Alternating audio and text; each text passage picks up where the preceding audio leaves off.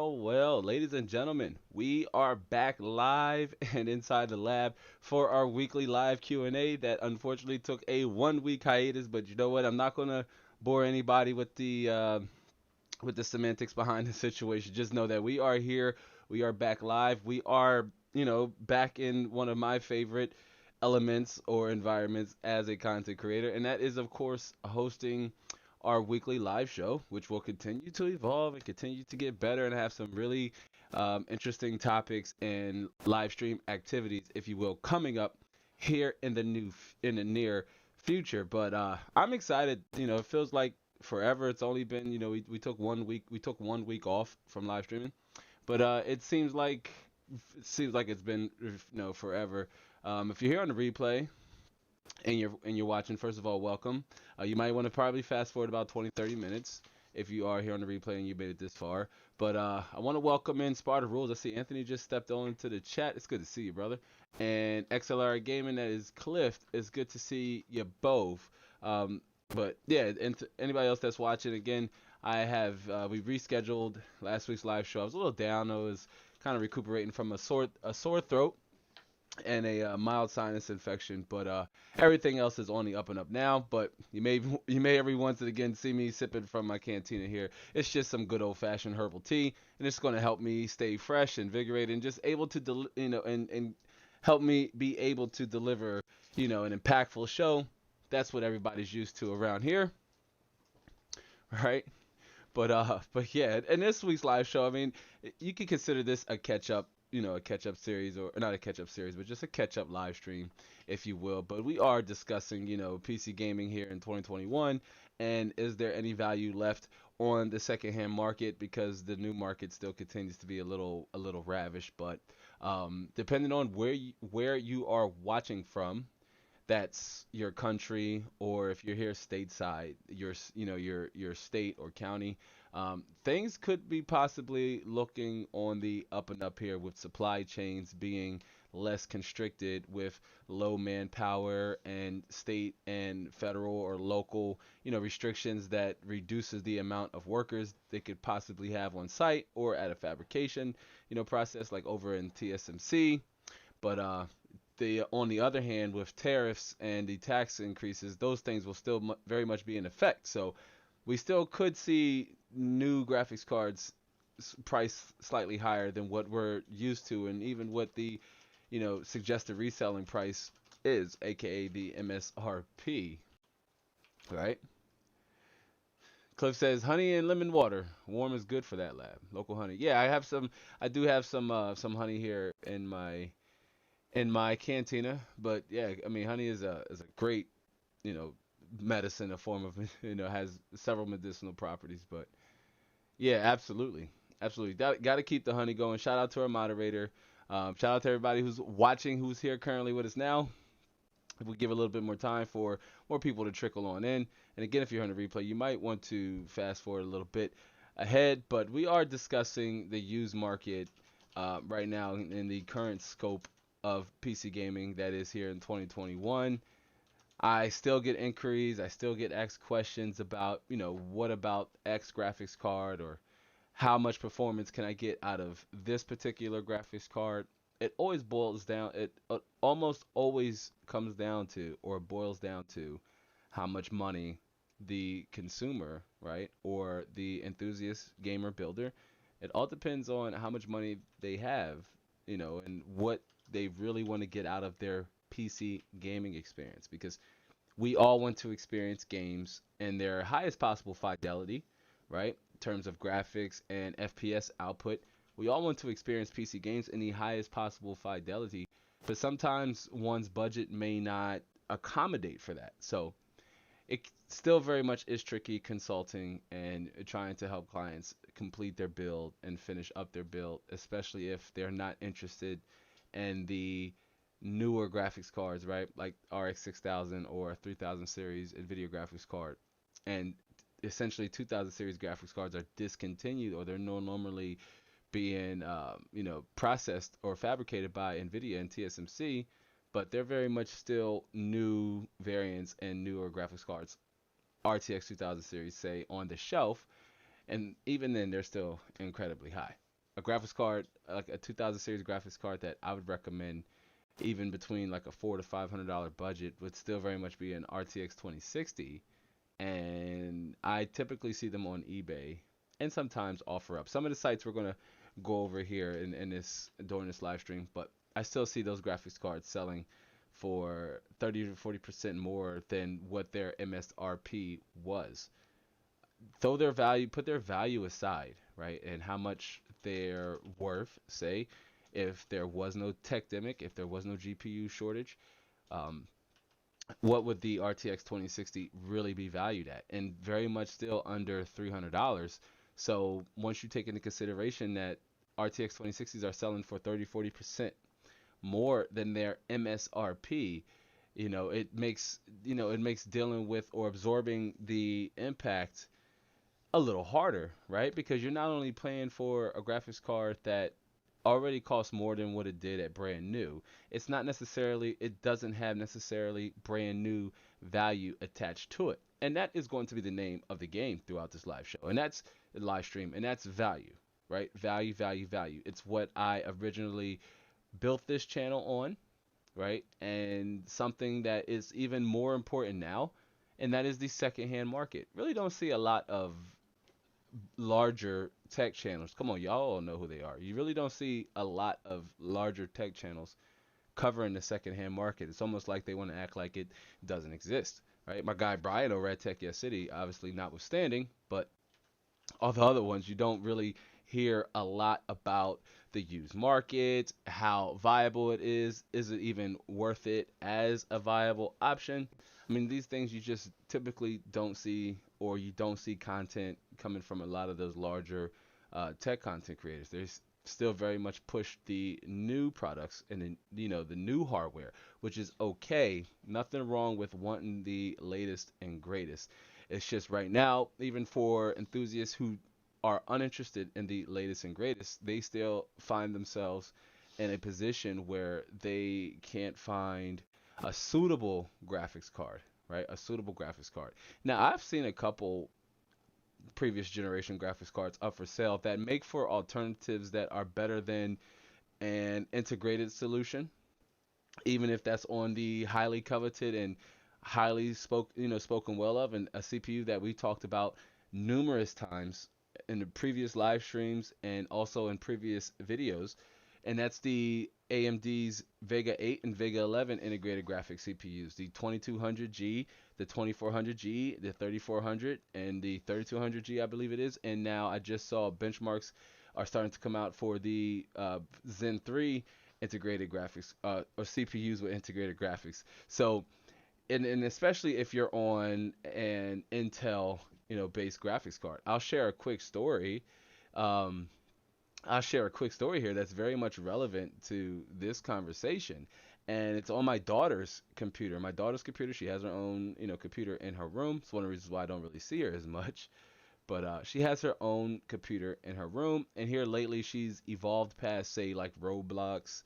I always say it wrong. So if you're gonna roast me, get it out your, get it out your way now. If you guys in a laugh fan, if you guys and gals heard me how I sounded last week, it would have been like, what? You would have been roasting me like crazy in the chat. But anyway, I digress. Right? We here. That's all that matters. But my daughter's graphics card failed on her computer, and maybe I'll do a video on it. Excuse me for a second. Maybe I'll do a video on it, right? Covering maybe trying to get the graphics card to work again. It is a graphics card we featured on this channel before that she was using in her setup that I kind of just Frankenstein put together a few loose components that I had just sitting around. And she evolved past Roblox, and drifted over to Minecraft Java edition. Like I had to make sure I buy Java edition. Didn't even realize there was a significant difference between Java Edition Minecraft and vanilla Minecraft. But my daughter made a PowerPoint presentation to convince me to buy it for her birthday. But her graphics card failed in her computer one day, or just recently, a couple days ago, and so I swapped it out, right? And at the time, I was reluctant to put some of the newer graphics cards I have inside of her build because it's just way too much overkill for even the games that she plays now. So I tried to put her onto integrated graphics, just for a day or two to maybe band-aid on the bullet wound, if you will, just to see if I can see if she'll notice the difference, right, between gaming on it's an i5 7400 integrated graphics. So I believe that's UHD 610. I believe it is on those processors on seventh generation KB Lake processors. So, I put her onto integrated graphics, and the next day, right, I come back from running errands or whatever, and she's like, "Dad, when are you going to finish the computer?" And I'm like, "What do you mean? Your computer's good to go. You can use it." But she said, "No, well, the games, they're like very laggy." They're like very laggy, and I'm like, "Oh man, okay, you're not experiencing lag. You're just experiencing extremely low and choppy frame rates." So, and that was with her trying to game on the seventh generation integrated graphics, right? And again, it was just a band-aid on a bullet wound, just so she can maybe finish her virtual work or try to play Minecraft, Roblox, and there's an MMO she likes to play. But it didn't work out, Slice. Like it didn't work out, fam. I ended up having to put the 1650 Super in there. It's like the lowest stored card that I have here, right? That's not as high end, but it's as low end that I have at the moment. So I ended up putting the 1650 Super in there that I had lying around. But if I didn't have the 1650 Super, any other graphics card replacement would have sufficed. Like I am in communications now with a seller on OfferUp that between us here, but this is a public live stream, but I doubt they're watching or was make it this far to even see it. But this person on OfferUp, they had an R7 270 for sale for $100, and it's still a little bit, a little higher than I would like to pay for a 270 right now. So I just kind of sat on it, and they're still asking me, "Oh, are you interested?" And I feel like saying, "Yeah, for $70 for R7 270." The 280X I paid for, okay, of course there was the pandemic, but the 280X that you guys and gals see me do the video on, I paid 65 for that, and that was with shipping included. And now here they want $100 for, R7 270. So I just kind of left it there. But even if I did go with the R7 270 after her graphics card failed, it's still very much an upgrade versus her using integrated graphics. But she's using the 1650 Super now, and I kind of trolled her a little bit. I said, "Well, how do you like it?" She said, "It's much smoother." I'm like, "Yes, of course, because video games are a digital flipbook, and the more frames you have, then the smoother that illusion of moving objects will appear, right?" All right, mini story over. Let me get caught up in the chat here because I see we had a few more people joined in, like Minaj, JK. It's good to see you. Welcome to the live stream. Cliff says, "Awesome. Used market don't sell new GPUs. They are being paid to promote. Used market doesn't sell new GPUs. They are being paid to promote. No hate, just what it is." Okay. So the used market, if I'm understanding your comment, Cliff, yeah, I don't see a lot of new graphics cards on the new market. I really don't. And even then, here recently, and you're going to hear me throughout the duration of this live stream, recommend it. I really tried to recommend graphics cards in the 700 series in terms of NVIDIA. Maybe 200 series on AMD, like 270, 260, 280X, and 300 series AMD Polaris-based graphics cards. In between like seventh generation and ninth generation NVIDIA graphics cards, because 10th generation, even GTX 1060s, I mean, that's where it's going to draw the line. And after we finish up the Asus ROG Strix RTX 3090 Tetralogy, right? I've been promoting that pretty heavy here as of recently. I've been promoting this pretty heavy here. But as we finish up with part 4 to that 4-part series, I'm going to the next video up covers a 10th generation graphics card, and I think I've spoiled what that video is going to be about, but doesn't matter. If you want to see it, do first of all be sure to give this video a like and subscribe. And see, we have more people jumped in. They're like, "Wow, I jump in. The first thing I see is a call to action." Way to go, lab. But if you're just now watching us and you're just now joining us, as I see Tricion just join us, it's good to see you, T. If you're just now joining us, welcome to our weekly live show, our weekly live experience. I'm Terrence, your host and conductor here, this operator. We are getting, you're here, host and conductor, operator of this here ride. We're getting caught up because last week I had to unfortunately not only flex the live stream at first, then we had a debacle. I want to share that with you guys and gals too. Then we had a debacle because I had took some medicine to help with my sinus infection and my sore throat, and the live stream kind of went, not even kind of, I gotta stop saying kind of. The live stream went up at 11:30, and I was not there. So I apologize for that. And in those instances and moments, I really feel like I let the community down. I know it may not seem like a big deal, but as a content creator and curator of content on this channel and on this platform, it feels like I set a date, arranged a date, and then forgot to show up for the date, right? So, but we're here. Let me see. Let me jump up really fast here, get caught up in the chat. Bluehead Lizard, it's good to see you, Bluehead. Bluehead, we haven't seen you in a while since we engaged a couple times. Sorry, you guys might see me. You're gonna see me mute the mic every time I gotta clear my throat. I just think it's big rude to do it on on the mic, but I feel so much better than I did last week. But Bluehead Lizard, it's good to see you, Bluehead. Bluehead says there are some AMD R9 380s coming up on the secondhand market. They look cool, but I heard they are power hungry. Is that right? Or in admin mode, not gaming. Will it use less power? So that's actually a great question, Bluehead Lizard. Thank you for asking that question. And I also want to remind anybody that's watching here, whether you're Cliff or Tricion or Anthony Sparta Rules, whether you're a long time viewer here or not, if you got a question for me, even if you just thought about it like last week, like, man, I always wanted to ask Lab this question, and you haven't asked me in the Discord, which again, we got our Discord on and popping. Sparta Rules, I know I have to still send you a private message, although the link did go out again to email subscribers. So if you're on the list, do be sure to check your spam folders. But if not, and you want to join, I will send you out the link. But let me get to Bluehead Lizard's question really fast, because that's actually a good question. So I suspect a lot of 380s are coming up because some users are able to get their hands here in the States. A lot of sellers are coming across disposable income or a little bit of stimulus money or what have you. So they're able to afford the more costly graphics cards, right? So we may see graphics cards like the 380 pop up, as most gamers, if they were playing at 1080, that graphics card still likely was able to hold up, maybe reducing some of the settings just because the graphics card is not fast. It does have 8 gigabytes of VRAM, but it's still not as fast as, say, an RX 570. But they are slightly power hungry. Now, I did a video, right, where I had swapped out the thermal paste on a 390. And so if you wanted to see the numbers on that graphics card, I briefly talked about the power draw in that video and why it is so power hungry. It's not a very efficient card, but very much still a capable graphics card. And I paid $50 for that 390, right? But I had to replace the thermal paste. All fair. All fair, because that was not part of the listing, although I suspected it was a mining graphics card.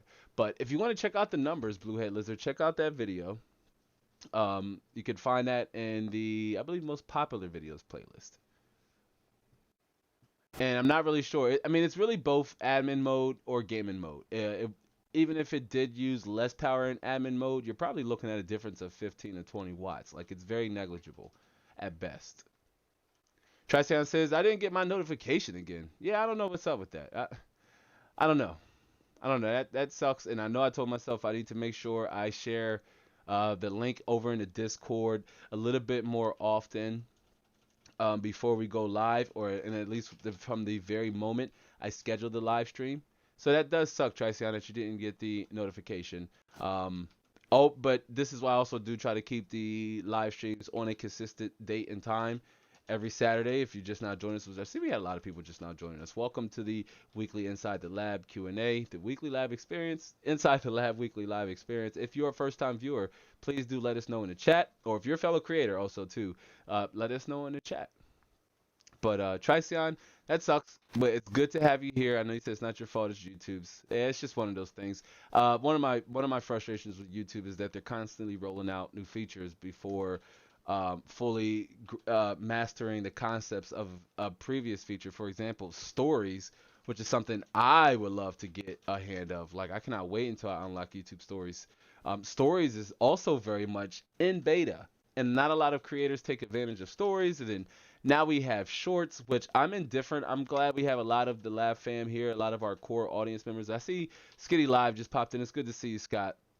What's happening, brother? But and Your Highness, it's good to see you too. Your Highness, where you been, fam? It's good to see you, brother. I was just getting trying to get caught up in the chat, but it's good to see you, Your Highness. It's good to see everybody. Man, I totally missed you all. I really did. I did. I missed you all. I missed going live. Um, and then I kind of lost my train of thought there. Got lost in my thrill and excitement. But let me get caught up in the chat so we can continue on because we see we got a few people bouncing in and out, and I just want to get caught up with everybody. Let's see. Hamad Nazir, it's good to see you, brother. Hamad, I believe this is our first time, unless you change your username. It's good to see you, Hamad. Welcome to the Inside the Lab live experience. Welcome to the channel. Welcome to the channel. I do appreciate everybody stopping by. And again, if you haven't yet, do feel free to give this video a like. It's going to help us get us out to more viewers and subscribe to the community. Subscribe to the vibe. Subscribe to the mission, the message, the community. We are growing at a staggering rate, and it's just good to see everyone here. And if you want to join our Discord, we do have an exclusive private community Discord. And if you're here watching, you want to know how to join our Discord, it's totally free. As of right now, until channel memberships launch in the summertime, yes, we have channel memberships lined up. And fam, we're talking about as intimate as talking to me on the cell phone, right? Like a dedicated number where we can talk and just vibe and live stream Zoom after parties. Fam, it is going to be insane. But Lab is on a full-time mission here to create content to become a digital media creator full-time. So I have to make sure we're lining the eggs up in the baskets. But do believe any monetized platforms that will spring from the media, from Lab Media, from Inside the Lab, first and foremost will be centered and focused on with delivering value and improving the communication and relationship between myself and you, the viewer, and you, the audience. That is what is important to me. That is what is important to me in terms of memberships. Guys, gals, listen, I too am a consumer on this platform. I have favorite content creators. I have favorite niches. Believe it or not, a lot of them aren't like tech related. Some, like one or two are, but there are other niches that I enjoy here on this platform. I am signed up to channel memberships myself, one or two Patreons. But even when I sign up for those things, I still look for value as a consumer. Although I am a creator as well, I understand the significance of value and making sure you are delivering because, excuse me, time is so valuable. You can't get your time back. Scott, I see you had to roll. It's good to It's good to see you though, Scott, and I will hit you up. TMZ, the Mr. Zamified, is good to see you. TMZ's in the house, y'all. It's good to see you. Hey, TMZ, are you in the Discord? Your Highness, are you in the Discord? I love seeing you guys' faces and names. I would love to see you guys' faces and names over in the Discord. We got Cliff, XLR Gaming over there, and Tricion. They're really keeping it lit and live over there, and the conversation going, even in my absence. But I am making sure I try my best to be more involved and available on the Discord. But one of the benefits of being on the Discord, at any time you have it's like a direct line of communication with me. I check the Discord. I may not partake in a particular conversation, right? Or sometimes I'll jump in. It's like 53 messages, and I may not have the time at the moment to scroll through all of them. So I'll give the most recent one a watch. But I would love to see your names and faces over on the Discord as well. But yeah. And Cliff said, I was referring back to when you said big tech tubers ignore the used market. I meant they ignore it because they are being paid to promote the new ones. Yeah, Cliff, and I'm going to say this, and hopefully, hold on. I'm going to say this, and I know it probably won't make me friends in high places, but the way I like to operate, I don't need friends in high places. All I need are my friends, y'all right here in this community. And we all vibe, and we all, share in the same thought and the mentality. Most of you are here. That is what's important. That is what makes a community possible and plausible too, if you will. But the larger tech creators, you're absolutely right. And that's one thing I realized when I wanted to jump in and become a very small fish in a very big pond, also with very much larger big fish. But I said, well, what aren't they covering, right? Brian over at Tech Yes City does cover the used market, but he's an Aussie, so his market is heavily based around the Australian economy, right? And even based off of where he is located, it's also based, so his prices and graphics cards availability, everything is going to be based off of, it's going to be different for me covering it here in the States. But I notice a lot of the larger ones. You're right, Cliff. And I'm not even going to say their names, but y'all know who we talking about. There's maybe three or four or five really big ones, right? But no, they don't talk about these market because you're absolutely right. They're paid to talk about the new products and merch, and that's not what I believe in wanting to cover. That's not even what I am interested in covering. I just think that there's so much value on the used market, and it could help a lot of gamers complete their build or just get into PC gaming, save some money, make a minor or major component upgrade, say like a case, or they come across a seller letting go of a CPU. If you're on an i5, maybe you got an i5 8400 and you see somebody selling a 9900K for 220 bucks, that's insane value, fam. Especially if you're coming from an i5 8400, your 8th generation motherboard, right? Your Z370 or 390 motherboard will be compatible with that 9900K, and that's a heck of an upgrade. And maybe not $220, but it's not too far fetched to believe or to imagine that you could come across a 9900K for about that much, right? It's crazy. It's awesome, but that's I totally agree with you. Totally agree with you. We need more transparent creators in general, in my honest opinion, Cliff. And that's one of the things that I want to strive for in terms of my content creation career, if you will. And that is transparency, right? Clarity and transparency. Those things are so important to me because as an influencer, I'm not a big fan of the word, but as a micro influencer, it's very important that any informed decision you make that's based off of my recommendation, it comes with a level of transparency and clarity that helps give you peace of mind before hitting checkout. Or even in this case, because we're running a used, we're talking about the secondhand market or the used market, especially in those terms. But no, a lot of the larger tech creators don't cover it, and they're so gone. There's no coming back for them. But that's why we all here, and I like the fact that we can communicate in this way. I really do. But let me get caught up in the chat here. Then we're going to jump right into it. I swear, for everybody who just joined us and you're here, you say, I'm here to learn about the PC market and how much value is there, especially on the used PC market here in 2021. And can it help you still very much complete your build with what we're talking about, the central, most important component for a gamer, and that is a dedicated video card. Most gamers you talk to almost certainly are going to want a dedicated video card. Let me see. Sparta Rules, let me get caught up. Sparta Rules says, Terrence, I love technology. I'm watching your live stream and literally getting my second dose of the Pfizer vaccine. Awesome. That's good stuff. Me and Mrs. Mod, we got our first dosage of the Moderna vaccine, and yeah, I'm looking forward to getting my second. So, shout out to you for that, Sparta Rules. But yeah, I'm like you. I love technology too. I really do. I love working with my hands and being involved in it from a science perspective, and I'm just a fan of science in general.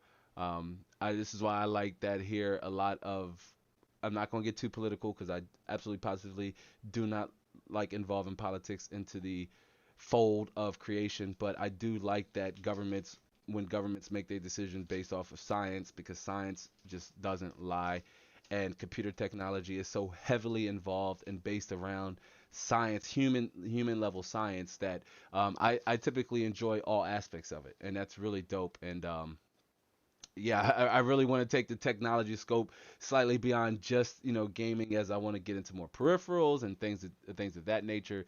But that's good stuff. And let me see here. Bluehead says, "Thanks for the advice. You're the man for the used market and retro builds." Yeah, thanks, Bluehead Lizard. I do appreciate that. I, just want to continue to make sure I learn something every day, and that if I can, because I buy and sell on the used market often, with my experiences, I want to share my losses so that you guys and gals can avoid them, right? Like I want to make the mistakes for you to help save you time and money, because what is most important here is your experience. And that is what I am sharing with you, my experience, and helping you think of the questions and concerns that you may have not considered, you know, previously in this live stream.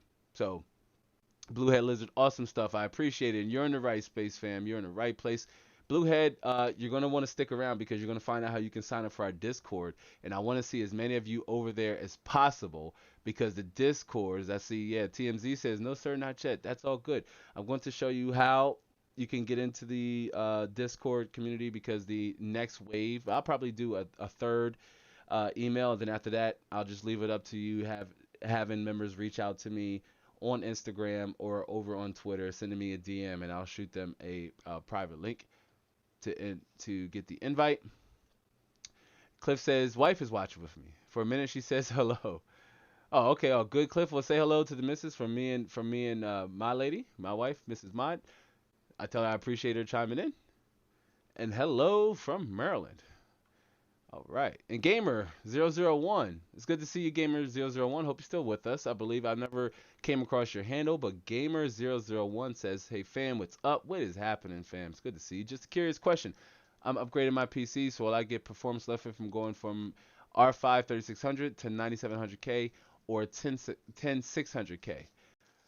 You are going to get a larger performance increase or performance uplift going from a 3600 to a 10600K. Not so much a 9700K, but definitely a 10600K. How much more could very much depend on the game. Will it lean favor of, because the 10600K will too come with 6 cores, 12 threads, just like the Ryzen 5 3600 has 6 cores, 12 threads. So they both have the same amount of core, core counts. They're both, octa-core, 6 core, 12 thread CPUs. But with the 9700K, it's just 8 cores, 8 threads.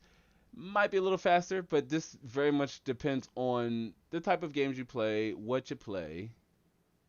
As let me scroll down a little bit, and you say, on the GPU side, should I go from Vega 64 to RTX 3060, 3070 if I get my hands on one? Not going to happen soon.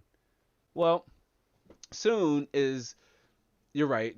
It may not happen soon, and we're still very much a long way away from seeing anything next to normalcy in terms of GPU availability and GPU stock on both retailers and brick and mortar stores that are actually going to have them filled. And it's not like they get 1 or 2 RTX 3070s every quarter or something to that extent.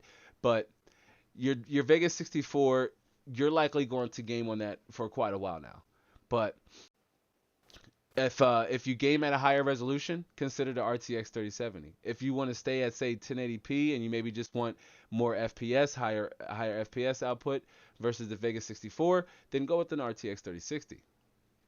But the RTX 3060, very solid 1440p card, in my opinion. So that's just something to consider, Gamer001. Are you gaming at 1080p? Are you gaming at 2560 by 1440p?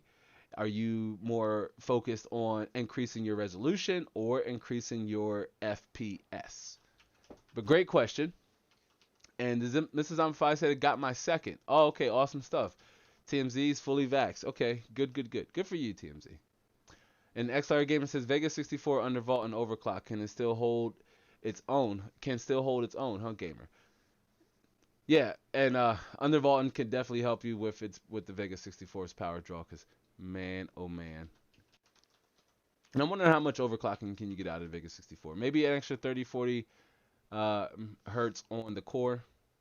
Maybe can upgrade that high. I believe Vega 64 has high HBM2 memory.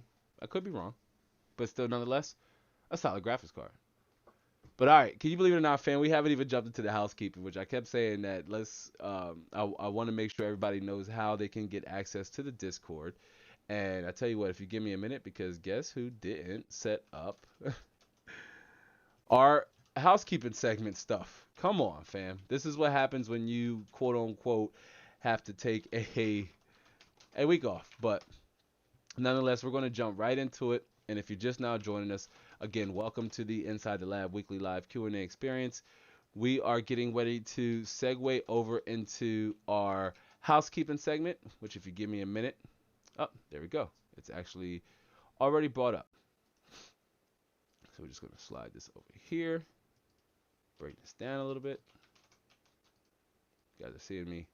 All right, so if you haven't yet, you're going to want to sign up for our email list. It's totally free, super convenient. Some of you that are here now, I know you are, but if you're here on the replay, remember I told you to fast forward about a half hour? See, I know I haven't even checked the timestamp, but I know we're about a half hour into it. And you're here, you're at the perfect spot of the live stream because I want to make sure you know how to get access to our community Discord, and on top of that, any future and direct notifications that are too important for you to miss out. Now, Unity does start with you, and signing up for our email list helps me ensure that I have a direct line of communication with the audience and the community, that I'm not reliant on YouTube's notification, which we always use Tricyon as an example. As you can see, it's not great. It's not perfect.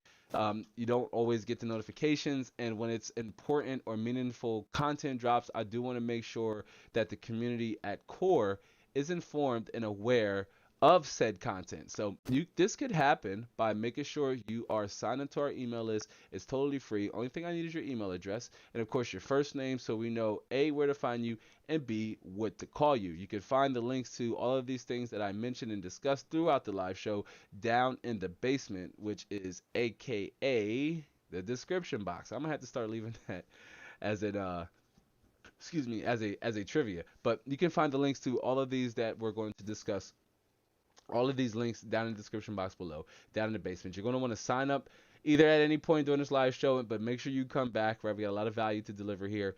But at the end of the live show, which we will do a closing call to action where I will remind you that the links do exist down in the description box below, along with any other helpful content. If you're a first-time viewer here, if YouTube decided to push this stream out in front of unsubscribed viewers, and if you haven't yet subscribed, what are you waiting for? You're definitely going to want to subscribe, just in case YouTube does put new content out in front of you. But if not, you'll still be able to stay up to date with all the latest and greatest Inside the Lab happenings on YouTube. But if you want to connect in a deeper, meaningful way and get closer off the platform, you're going to want to sign up for the email list. All right. So remember, Unity starts with you. And then, of course, we have merch. Some of you have bought the merch. You bought stickers, you bought shirts, and what have you. And I am super grateful. Every dollar goes to the bottom line in the pool of money, that, if you will, that directly either goes back or reinvested into my ability to deliver content, or to even make minor purchases, if it's like subscriptions or paying for website renewals or what have you. All of those things help out a great way. Every dollar goes right back into the channel. But we do have some awesome merch, and I do have more merch drops that are going to be happening here as we get ready for Big Tech Summer. Maybe that needs to be on a shirt, right? Like Big Tech Summer, what do you think? Or Little Tech Summer, right? Little Tech Summer, Lil, Little Tech Summer. But we got merch over here, fam. We got stickers, even in the. So if you want to support the channel and you say, I don't want to wear this cat shirt, which ain't gonna hurt my feelings, but I totally understand. Everything ain't for everybody, but it's a sticker. Again, it supports the channel in a big way. But we very much still have some awesome looking swag in the form of like t-shirts. Like I always mention this one here, my favorite, the Plug Graphics Edition, right, with the USB, because everybody knows how important the USB is, right? So you can check this. You can check out the merch. We have more merch coming soon, different colors, new designs. This is the most recent one, which I've got to get my hands on. I so love this shirt. No player in the wild. All right, that's what it's all about. It's every gamer, no player in the wild, nobody's left behind. But yeah, give that a look-see over, right? Check out the merch. And again, more merch is coming and happening soon. So do keep a lookout for that. A little something for everybody over there. And then last but not least, of course, is our website, which is the home or the hub where you can find all things Inside the Lab. Contact me. Get caught up on all of our social media. Learn more about the merch store. See the complete videography. Learn more about me. your host inside the lab. Of course, get caught up on whoop. That's an unlisted video. Well, you see a little teaser there, but a little highlight that should be dropping on our normal highlight day, which I'm still working on a consistent drop day for highlights. But I promise you, normal regular content is coming in between. But yeah, so give the website a look see over, and of course, if you always miss a previous live show, you say, hey, was there a live stream? You can always head back here. I keep the previous live stream goes up a few days after, right here on this page, and you can always subscribe to the vibes and sign up for everything that we talk about during this live show right here on the website. So yeah, all of those links and more down in the description box below. That's where you can find them. I highly recommend you sign up for our email list. It's a what's happening place, fam. What's happening place. But yeah. Cliff said, I read an article lab about the possible influx of Newegg bundle leftovers flooding the used market. Could we see prices on motherboards, CPUs, and such fall after sellers pluck the GPU from these deals? Yeah, I mean, we possibly could. I think it's a good possibility that there are some sellers with good intentions and good hearts out there that will let them go at reasonable prices, but then very much they've already likely profited from the graphics card. I know that's not your cases. I know you got one in the bundle, but let's face it, most of the people who are looking to take advantage of that bundle deal, they have their eyes set on the graphics card. And if they can make a little bit of coin, if they can get a bag from also selling, say, the motherboard and CPU at face value, right? Like at MSRP, then they've made hundreds of dollars back off of what a couple $100 or maybe $1,000 um, cost for the bundle. It'd be like $649, $749, depending on the graphics card that they got the bundle in. But yeah, I think we could. I think most people, especially the ones we've talked to here in this community, I think most people have their motherboards and CPUs already set in stone as they've bought those core components before, say, the release of the RTX 3000 series. Maybe we were waiting, or if you were in that position, you were waiting for Nvidia to drop the RTX 3000 series graphics cards. So, you held out getting a 2000 series graphics card or a 10th generation Pascal based graphics card at the time. And now that's come and gone, and there aren't any 3000 series graphics cards to go around. So a lot of people are sitting on an incomplete build. But I use an example of a user having I use example of a user. I'm rusty, fam. But we use an example of a gamer, say, having an i5 8400. And if somebody picked up a 9900K, or maybe you have a 9900K, and somebody picked up, a 10900K on a bundle deal, maybe you can, if the person's selling the CPU at a reasonable price, then there could be some upgrade value left in the used market once these bundles, the aftermath of the Newegg bundles, kind of roll over onto the used market. Cliff says, seen a good amount of people upgrading around the GPU. Say new RAM, new combo. Yeah, absolutely. In anticipation of a GPU down the line. Yeah, and that's what we've been preaching a lot here on this live show, is that, upgrade what you can now. If some of you remember, we did the 15-part series between 5 affordable upgrades you can make right now, that you can upgrade your PC, and the graphics cards wasn't even one of them. And so we talked about other areas you can upgrade between your peripherals, your core components, your case, right, your monitor. There's other areas that if you have that money, you can maybe put towards your system. And that way, once GPU stocks do normalize, GPU stock normalizes, which again, I don't think that'll be the case until 2022. This is no surprise. I said this a few live streams ago. I don't think GPU stock will normalize until about 2022. But yeah, a lot of gamers find themselves in that situation. Just, trying to weather the storm and hold out is one of the reasons why I say, hey, if you can pick up a 5.7, if you can get yourself a graphics card that can run modern games, and more so make it targeted around your monitor. Remember how we talk about the monitor as the window to your PC's soul? Right? So it should be all about matching the right configuration and the right hardware with your monitor. So if that's a 1080p 60 hertz monitor, then that's the graphics card class you should want to find yourself in.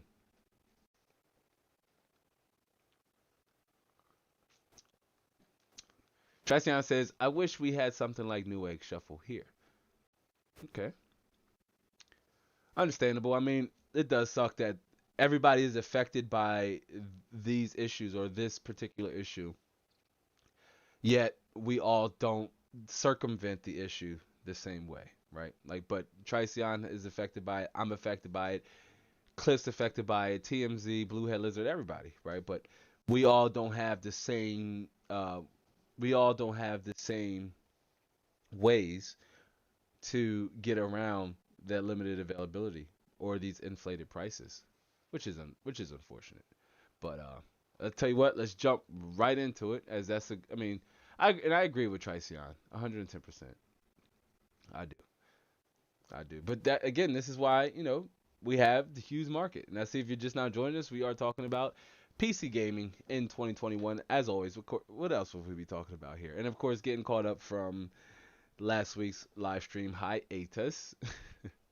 But we are talking about, is there still value in the used market? Please, this is almost like a text-based radio show.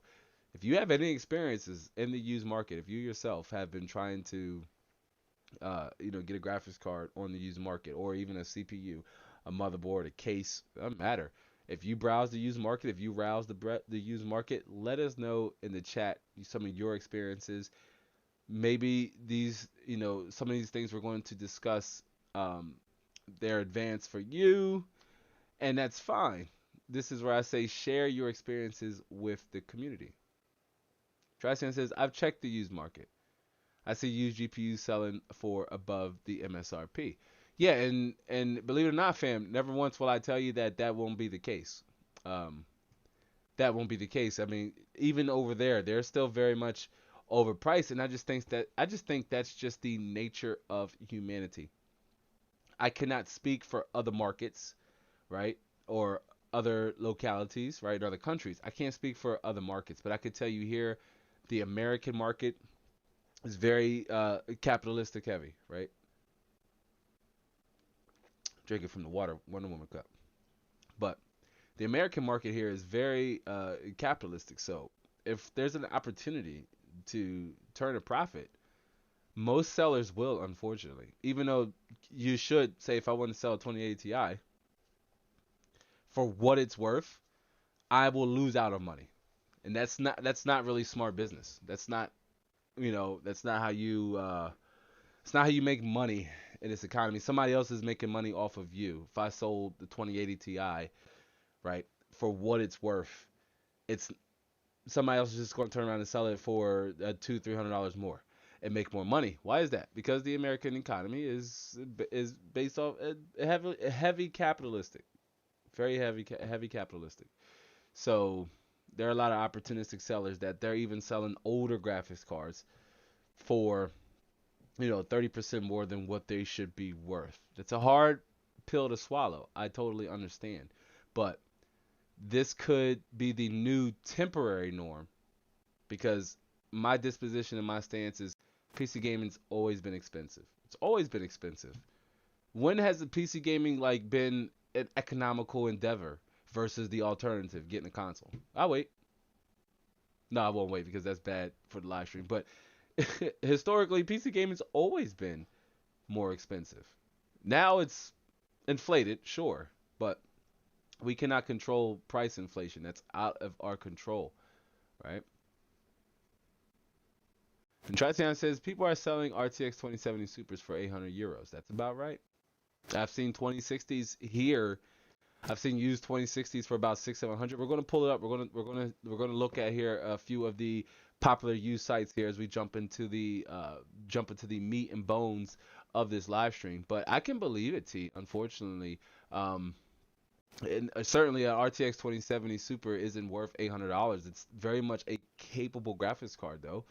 Especially for like 1440p and for ray tracing, it's very much a capable graphics card, but it's not worth $800. It's just not, especially when you consider what's available on the new market, or by when I say what's available, what has been announced, revealed, and released by the GPU manufacturers They have products that are faster than the 2070 Super that cost less.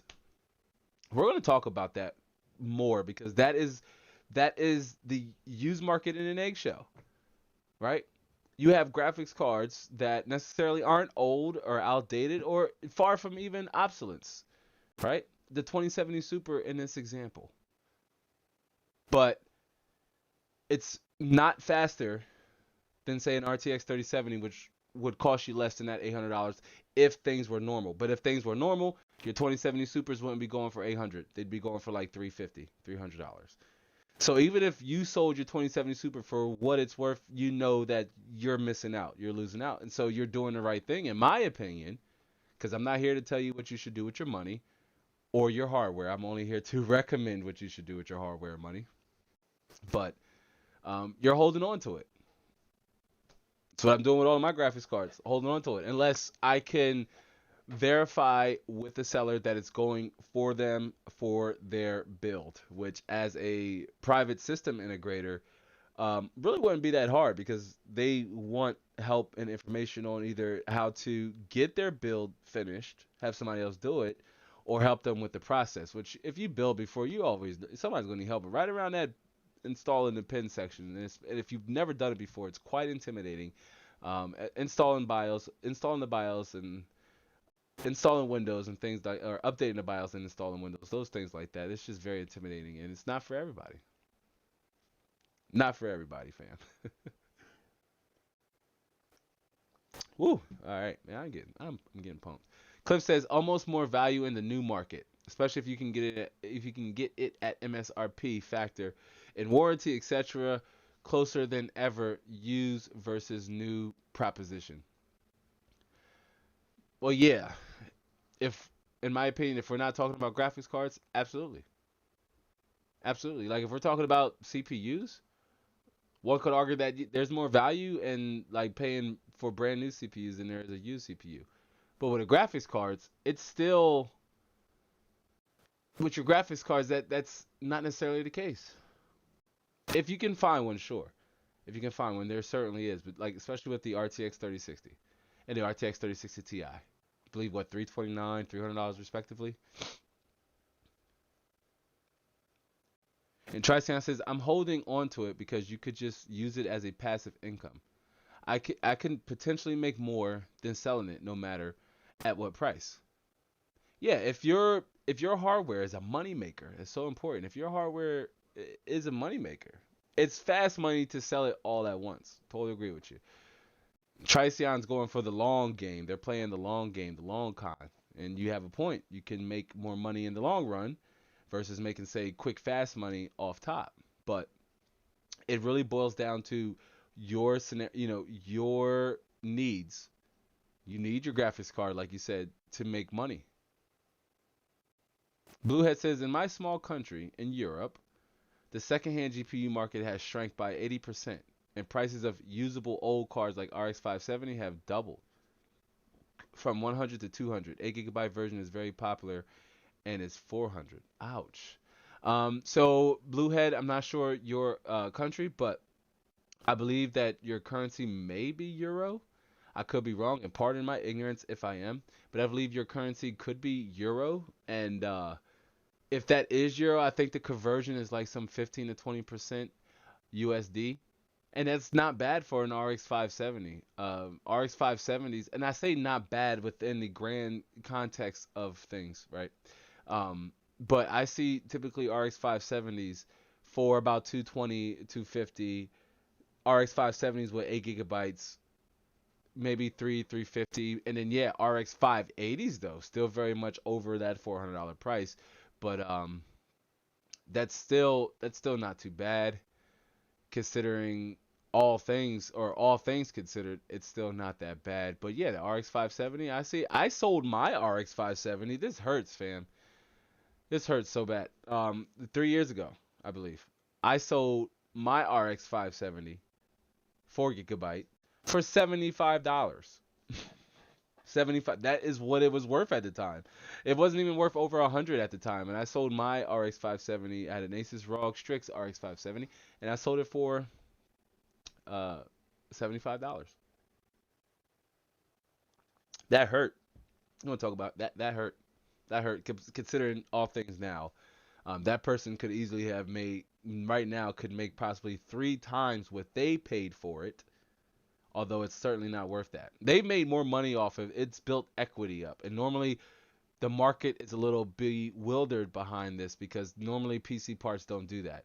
Normally PC parts lose value as they get older, but now that graphics cards like the RX 570, they've aged like wine now. Well, like they've aged like wine. Triceon says, yeah, those 8 GB 570s are probably used mining cards getting sold to miners. Well, either getting sold to miners or most likely getting sold from miners.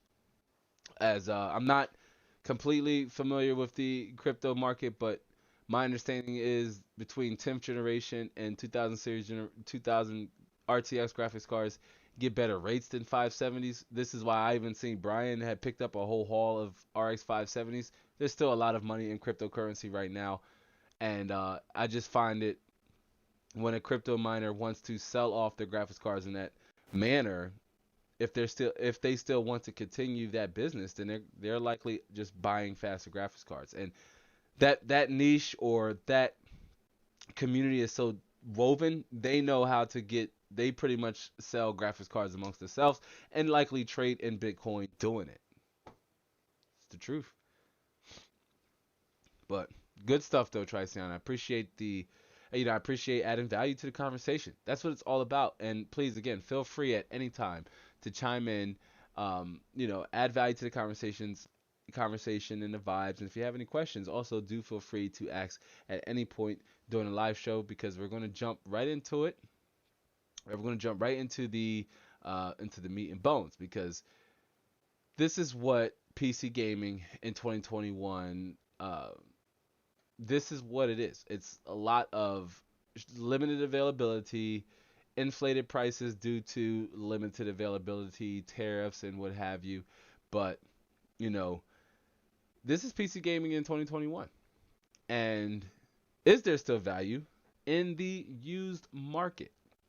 If you wanted to build a gaming PC in 2021, right, you've likely found yourself wondering, where have all the graphics cards gone? Or why are GPU prices even so on high, right? But it's true. A lot of PC gamers have been plagued with and this is a truth that a lot of gamers have faced. And so, they've been wanting to know what's the best way to get into PC gaming, right? Because it's not what's the best way to, build an office PC. That path is certainly going to be different versus what's the best way to build a gaming PC. Your path is going to deviate versus the person who doesn't have those same needs, right?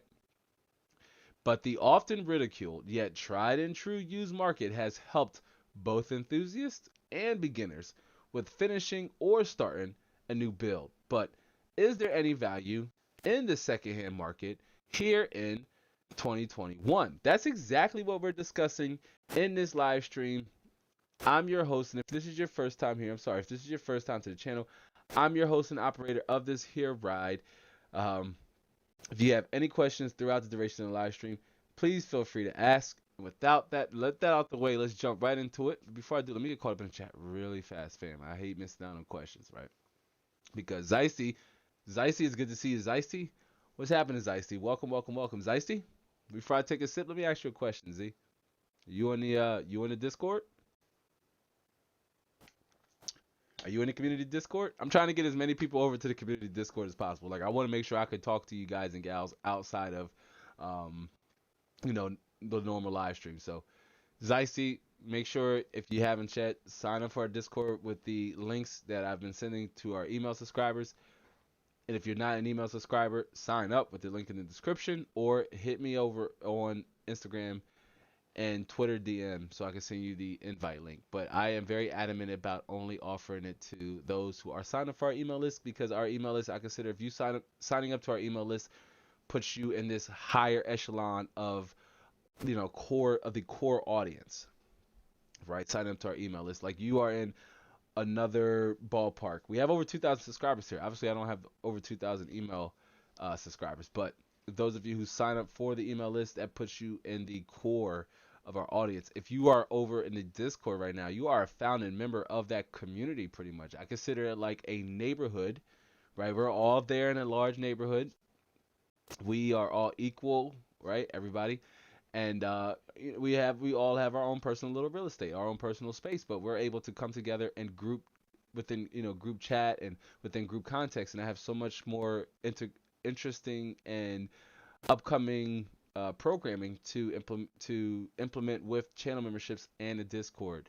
I'm talking about we're going to play some games together with certain members in the community where you pick the game and I'll play it with you. If I'm not great at it, that's just something you have to deal with. I'm telling you right now, if I'll play it, but like I'm not that good at Warzone, I'm not that good at Apex Legends. I know it's vanilla AF, but I'm better at like Fortnite, and I really like playing Fortnite as a cash though. So, but there's that. But yeah, we will be playing and live streaming together games with each other. And one thing I'm most importantly looking forward to, and that's after live stream or live stream after parties, where if you are in that channel membership tier, I don't know why I'm sharing this with everybody, but if you're here now, you're getting a tea, and if you're here on the replay, man, you definitely getting some tea if you made it this far. Shout out to you. But the the live show after parties, if you will, is going to be a Zoom call where if you're in that tier, we are all going to come together, super informal. So if you gotta, if you're of drinking age, bring a drink. Okay, Triceon, we know you not. I don't know how Netherlands law go, but you way too young. But you'll still be invited to the inside if you're in that channel membership tier. But that's just one of the ideas that will be implemented in channel memberships. So yeah, good stuff, good times, and I just can't wait to see, be able to just hang out and party. I'm talking music and just everybody's cameras up, or if you don't want your camera up, and we could just talk. But Bluehead said my son dug out a Chinese 1080 from an Acer pre-built and sold it to a mate for circa US. Oh, okay, for 137 USD, and put it in there and put in their MSI R9 280, and works for that family, uses it for, and that's what that family uses it for. Nice. I'm like Triceon. Triceon said that's a good deal. Or I'm sorry, Zycy said, "Hey yo, nothing is available for a good price. I bought a GTX 1650 Super GDR6 for 256." And Triceon said that's a pretty good deal. Excuse me. Said every time I have to cough, I was gonna mute the mic. Excuse me. Ooh, nothing like water. But Zycy, that's within the grand scheme of things, within context. Again, that's not a bad price for a GTX 15, a 1650. It's not the super variant. That is still very much probably 45 to 55% what that graphics card is worth, because 1650 Supers, the 1650 Super I bought from Best Buy.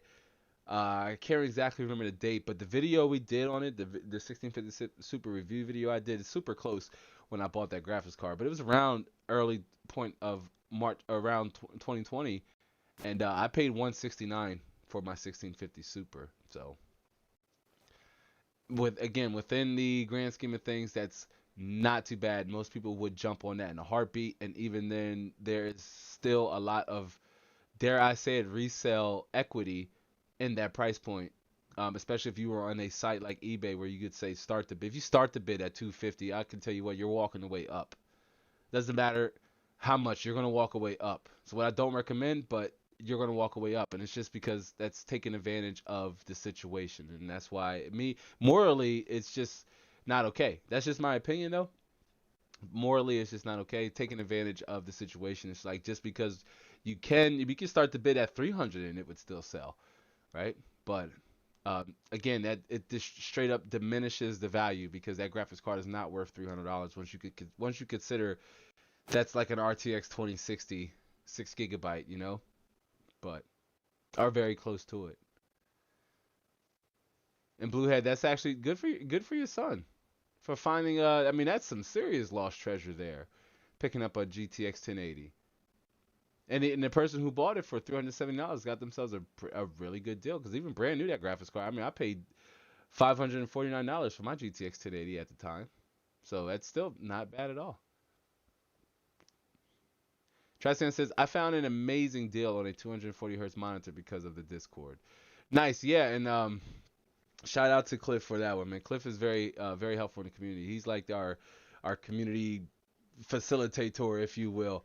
Uh, and that's awesome, and that's what it's all about. Tricion is pretty much testifying, if you will, not to get all religious, but Tricion is testifying, and it's what I essentially aspire the Discord community to be. A place where we could either, oh, we just lost the light, all good, but a place where, community members could come together to help find deals, broker deals. If you have a component maybe you want to sell and say, hey, this could really benefit somebody, or I want to sell it to somebody who I know I can directly communicate and trust, right? But that's a little down the road, but just something to take into consideration. But yeah, shout out to Cliff for that, for helping Tricion get his finding a deal on a 240 hertz monitor, which is awesome. Tricion, are you gonna get back into some competitive gaming on that panel? And Cliff says, whoop whoop, found his father in the house, gotta grow a gnarly beard ASAP and wear a top hat. Hey, kicking some rhymes there, Cliff. And Bluehead says, for beginners, many influencers saying buy an AMD integrated CPU like R5 3600G, but use that then upgrade later when GPU prices become reasonable again. Yeah, I mean, Bluehead is what we recommended too. I recommended going with a Vega 8 or Vega 11 graphics card. And like the apps, like if you want to be no player left in the wild, like if you don't want to wait anymore and you don't do high resolution, high refresh rate gaming, I mean, that's very important. But if high refresh rate, high resolution gaming is what you're targeting, then an integrated CPU won't get the job done. And just one thing to consider too is that once graphics cards do become reasonable, you're likely going to want to upgrade to a faster CPU, as you're not going to want to use integrated CPU with say like a high-end 3000 series graphics card. So you're going to want, and that's something we did talk about 2 live streams ago, where when you're using an integrated CPU like the 2200G or the 2400G, when using an integrated CPU like that, when you're ready to upgrade down the road, consider upgrading to the fastest possible CPU available on that chipset. So if you're on like say a B550 motherboard and an integrated Vega 8 or Vega 11 CPU, like a 3400G or a 500 series motherboard, to consider when you're ready to upgrade into say a 3600 or a 3700X, or I'm sorry, 3700X or a 3800X, something to that extent. To make the graphics card upgrade and the CPU upgrade simultaneously, do it at the same time. Might prove to be a little costly, but if graphics cards can get back to anything remotely close to MSRP, it might not be that bad. You could be looking at a total upgrade of between $600 to $649, all depending on the graphics card you're targeting. Tricion says, when that video released, a 1650 Super was worth like €200, if I remember correctly. So like 240 USD, I was planning to buy it. Yeah, and I remember you had mentioned something about it at the time on that video where it was still a little higher. It might have been you, it might have been somebody else. I could be wrong, but it was still a little higher than what I paid for it at the time of recording. And some people were saying, "Well, this graphics card costs $300," because the premise of that video was it was under $200. Go laugh. You could laugh now, right? You can laugh now because that video, I should almost arguably change the title to that video, because that video is not, that graphics card is not the best graphics card under $200, at least not right now. It was then, but at least not right now. And Cliff says, oh, little tidbit, eBay is limiting the number of GPUs you can sell in a set time frame. Okay, that's good to know, and I hope they do the same thing for PS5s and Xbox Series S's and X's, because that's still a hot mess. And I read an article, and I'm not going to report on it because, in my opinion, a rumor is a rumor until proven otherwise. But rumor has it that Sony and Microsoft are considering reducing the hardware specs of the Xbox Series S, X, and PS5 to counter the limited availability. Because remember, PS5, Xbox Series S and X, they are using RDNA 2 graphics cards and Zen 3 or RDNA 2 graphics and Zen 3 graphic or CPUs, and so they too are affected by the fabrication supply chain season up. So should they do that? Why not? Maybe if you can get an upgrade like a slightly faster PS4, shouldn't be hard in terms of hardware specs, right, or hardware configuration. It'll just take AMD to possibly reconfigure a whole nother PCB, right, with integrated graphics and an integrated CPU and onboard memory and all that other jazz. It will likely take them to do something to that extent, but will it open up the door for more console gamers? Absolutely. It may not look good for the PC community because most users will just say, well, you know what? I can just upgrade my PS4 for $350. That's a very cheaper alternative to even buying building this a system with an integrated CPU. That's a very hard argument to persuade one party, or persuade that party your direction into the belief that, well, no, build a PC with an integrated CPU versus upgrading your PS4 with, say, a PS5. What is it going to be, fam? Let's roll the names out now. PS5 Lite, PS5 Basic Edition, PS5S, or it's something to that extent, right? It's going to be very vanilla. PS5 vanilla, right? It's going to be something to that extent, right? A slightly cut down and cut back PS5 likely won't be able to have or handle ray tracing and variable refresh rate technologies, or variable frame rate technologies, and newer features and technologies, but an upgrade over a PS4, which, again, think about it. If you can't build a high-end PC or a mid-tier PC, even a low-end PC, and you can't get your hands on a PS5 and Xbox Series X, what is everybody still gaming on? Good old PS4 and good old Xbox One X or S. Trisan says, maybe not hard competitive, but I have been getting back into my training routine. I used to have. All right, what is that training routine? I don't know. I mean, you can share it now. I'll try to jump into it. I ain't going to bore the audience with it, but I want to hear about it. But what is that training routine? Let us know. But awesome stuff. Trisan says, so when a good competitive game releases, I will be on top of it again. Or, respark that Fortnite career, T. Come on. Your Highness says competitive gaming. Your Highness, you play competitive games? Let me know. And TMZ says, hopefully in the second half of the year, we will see more stock. I would more so probably say quarter 3 or quarter 4. So either November, December, January, or about January, February, about March of next year. And what I'm concerned about is that we will see a newer lineup of graphics cards by that time. We will either have already had the announcement of RX 4000. Let me foreshadow a little bit here now, and monologue for CEO Huang, if you will. What we're likely going to see is a promise of improved RTX 3000 stock, right? RTX 3000, because they won't be obsolete. We're likely going to get an announcement of improved RTX 3000 series stock. The 3050 just dropped for laptops, so I do think that we will see a desktop variant, maybe in OEMs first, right? So maybe for system integrators first, but I do think we will see 3050s available to desktop consumers for desktop builders. But I think we will get a dual announcement of new graphics cards coming, new 4000 series graphics cards coming, and improve RTX 3000 stock, so they can let go of any usable nodes they've been able to fabricate, right? And of course, that also takes the memory situation to stabilize as well.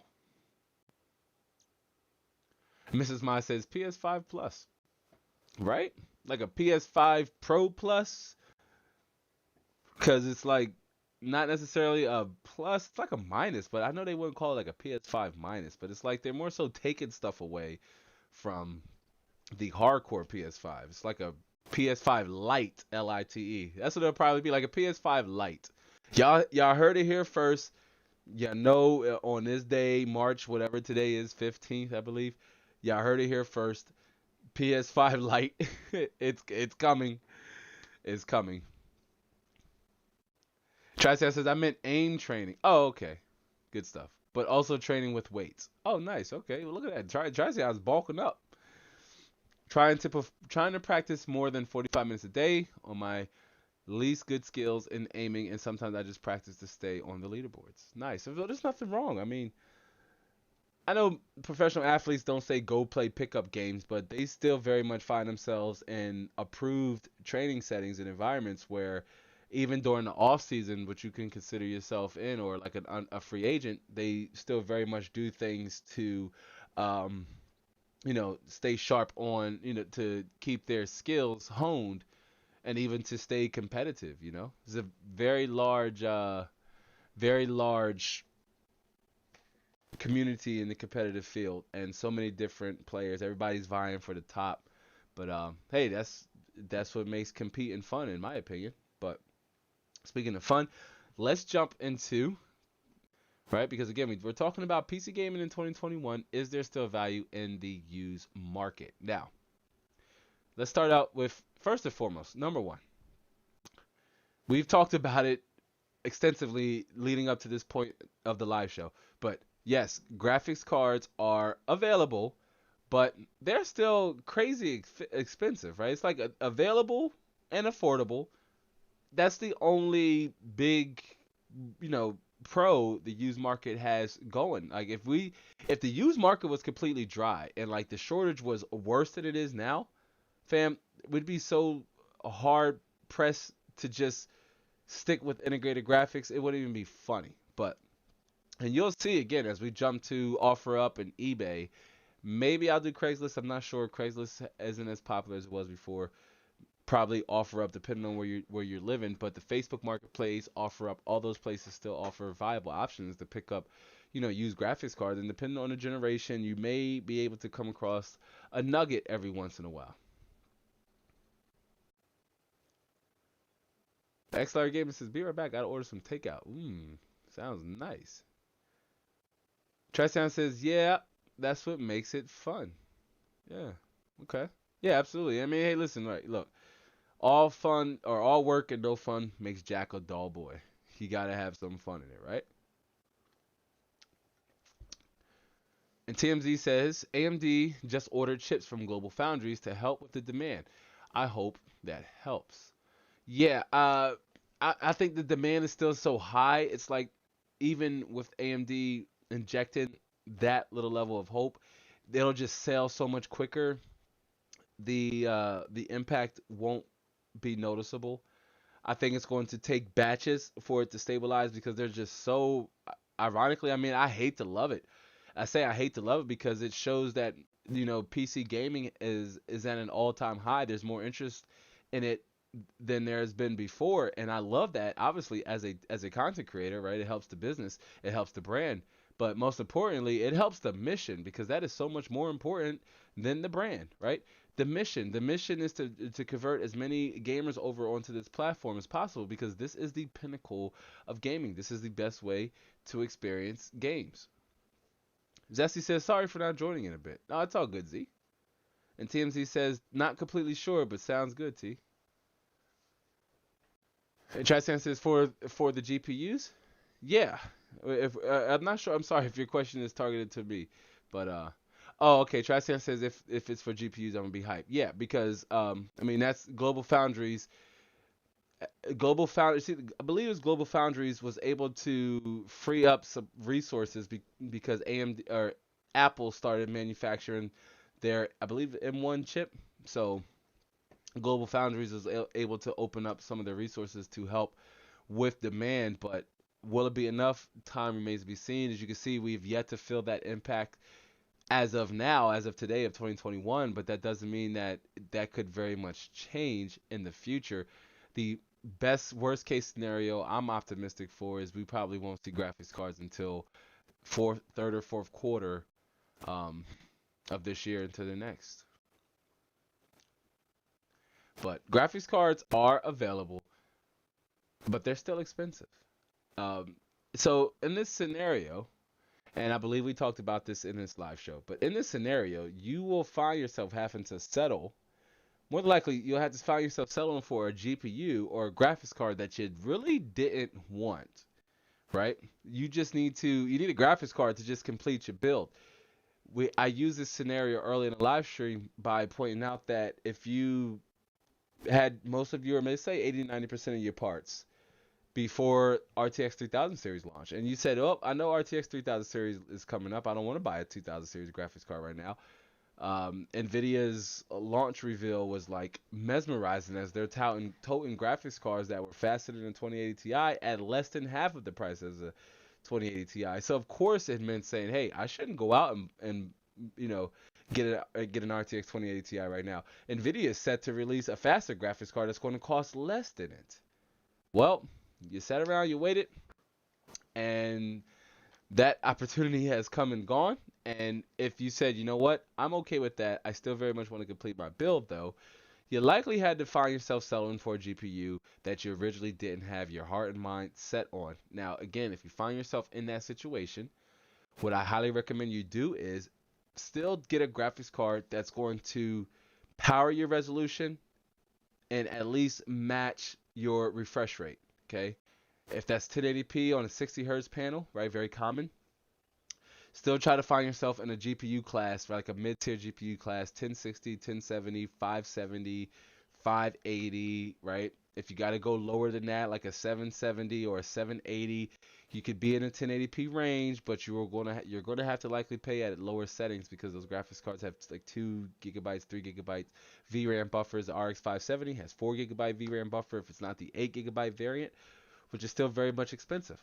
But this really hurts the value with used graphics cards on the used market.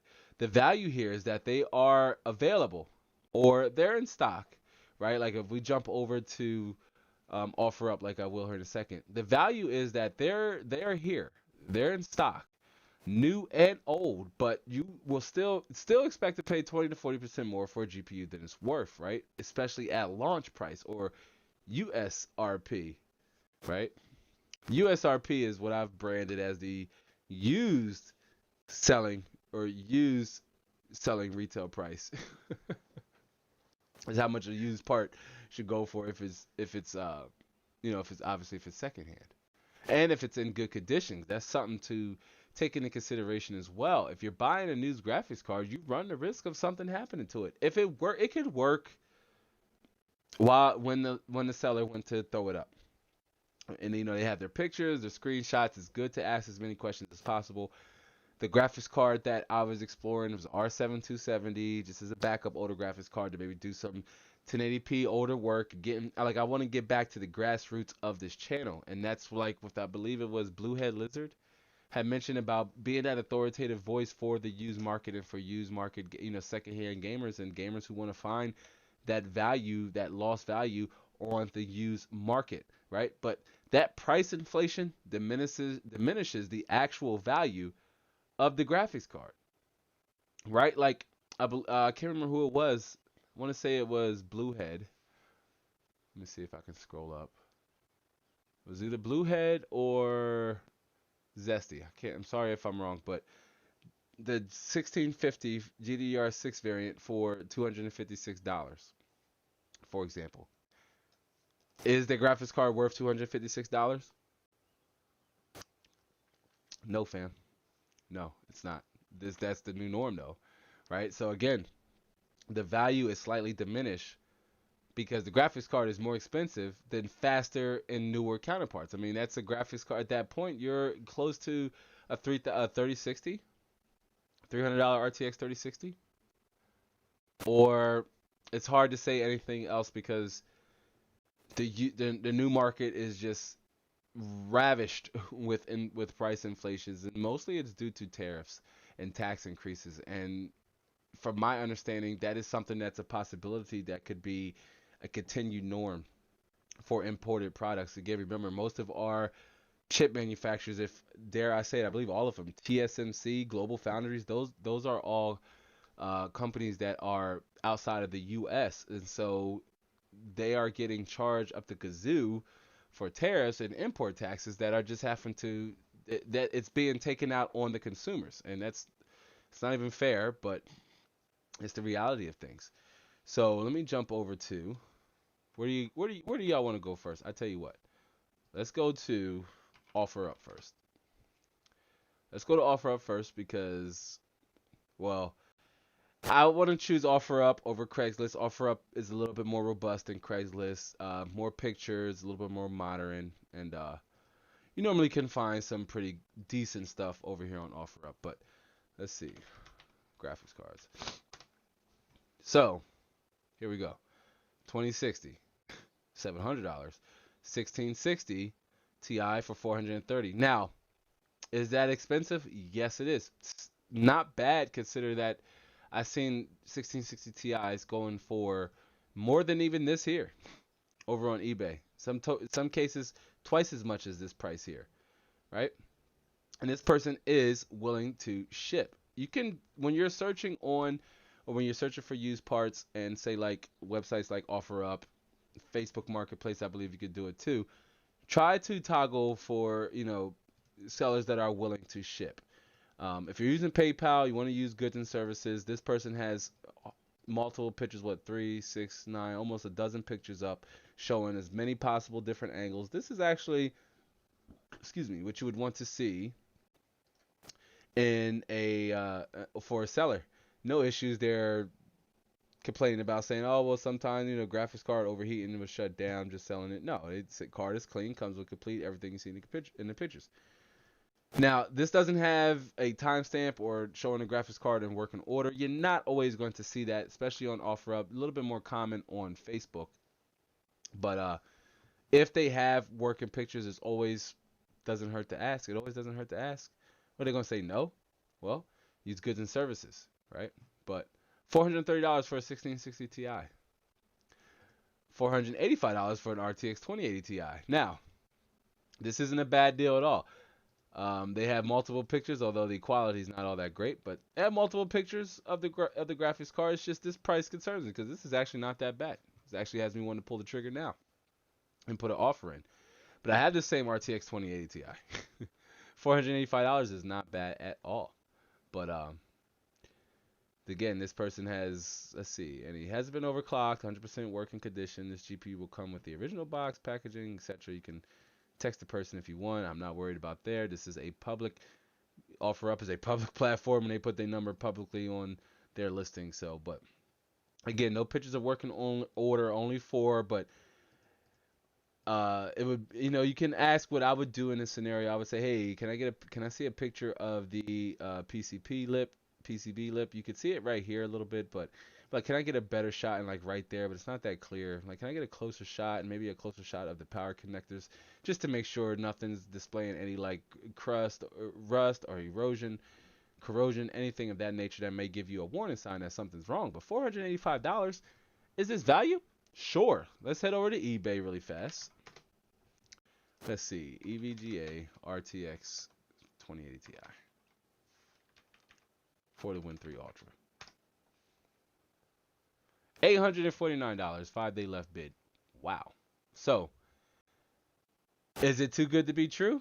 Possibly. And this is why it's good to vet. It's good to ask questions. It's good to try to get as much peace of mind that you can from the seller. They said it has been overclocked.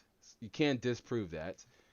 And they say it's in 100% perfect working. You can prove that if they are able to, say, install it and take timestamp pictures, which is beyond me because even before, which there's some, it looks to appear, I can't really make out, but it looks like there's some actual water damage right here. Can you guys and gals see that? You let me know in the chat, can you see that? But there's like a black blotchy stain right here, which would concern me.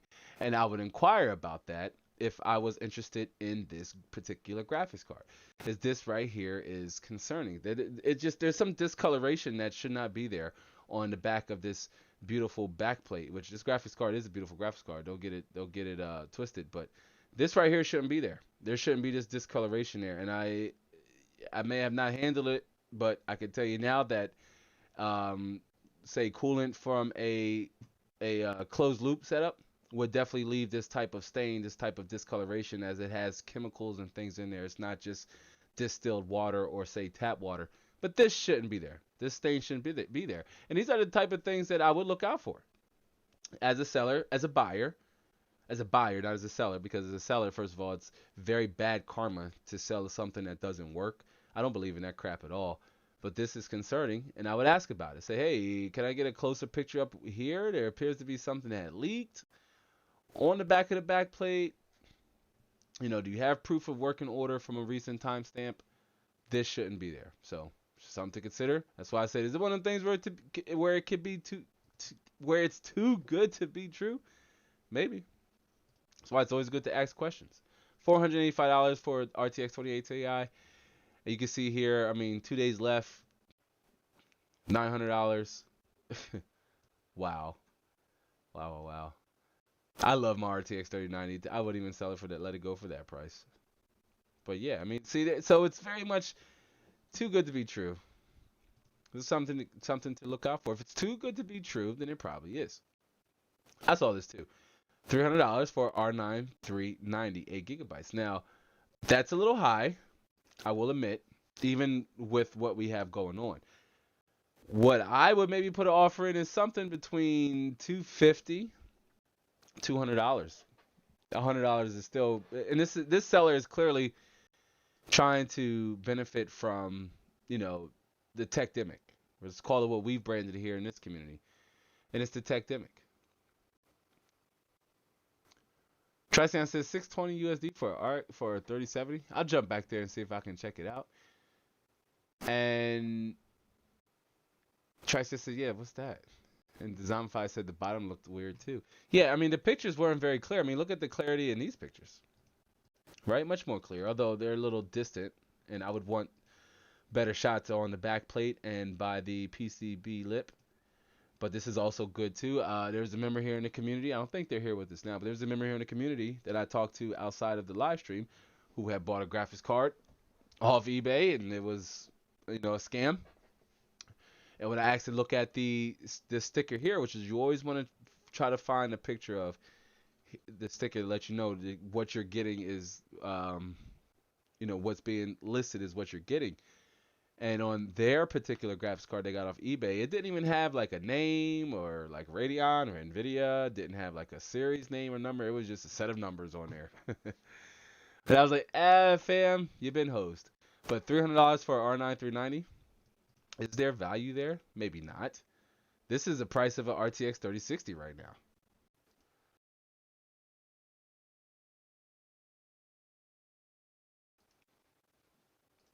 So yeah. Excuse me. I do apologize about that, guys. I'm still getting over this sore throat and sinus infection, but we're here. But yeah, $300. That's a tough pill to swallow. I would maybe keep looking, even if you had $300. Here's an RTX 2070 Super. Trisan, I believe this is what you might have been looking at here.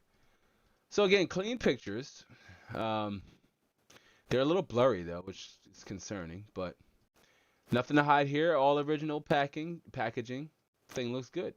$570 isn't that far off for RTX 2070. Still a little high, as maybe I would only want to pay maybe under $500 for this graphics card, maybe $450 for this graphics card.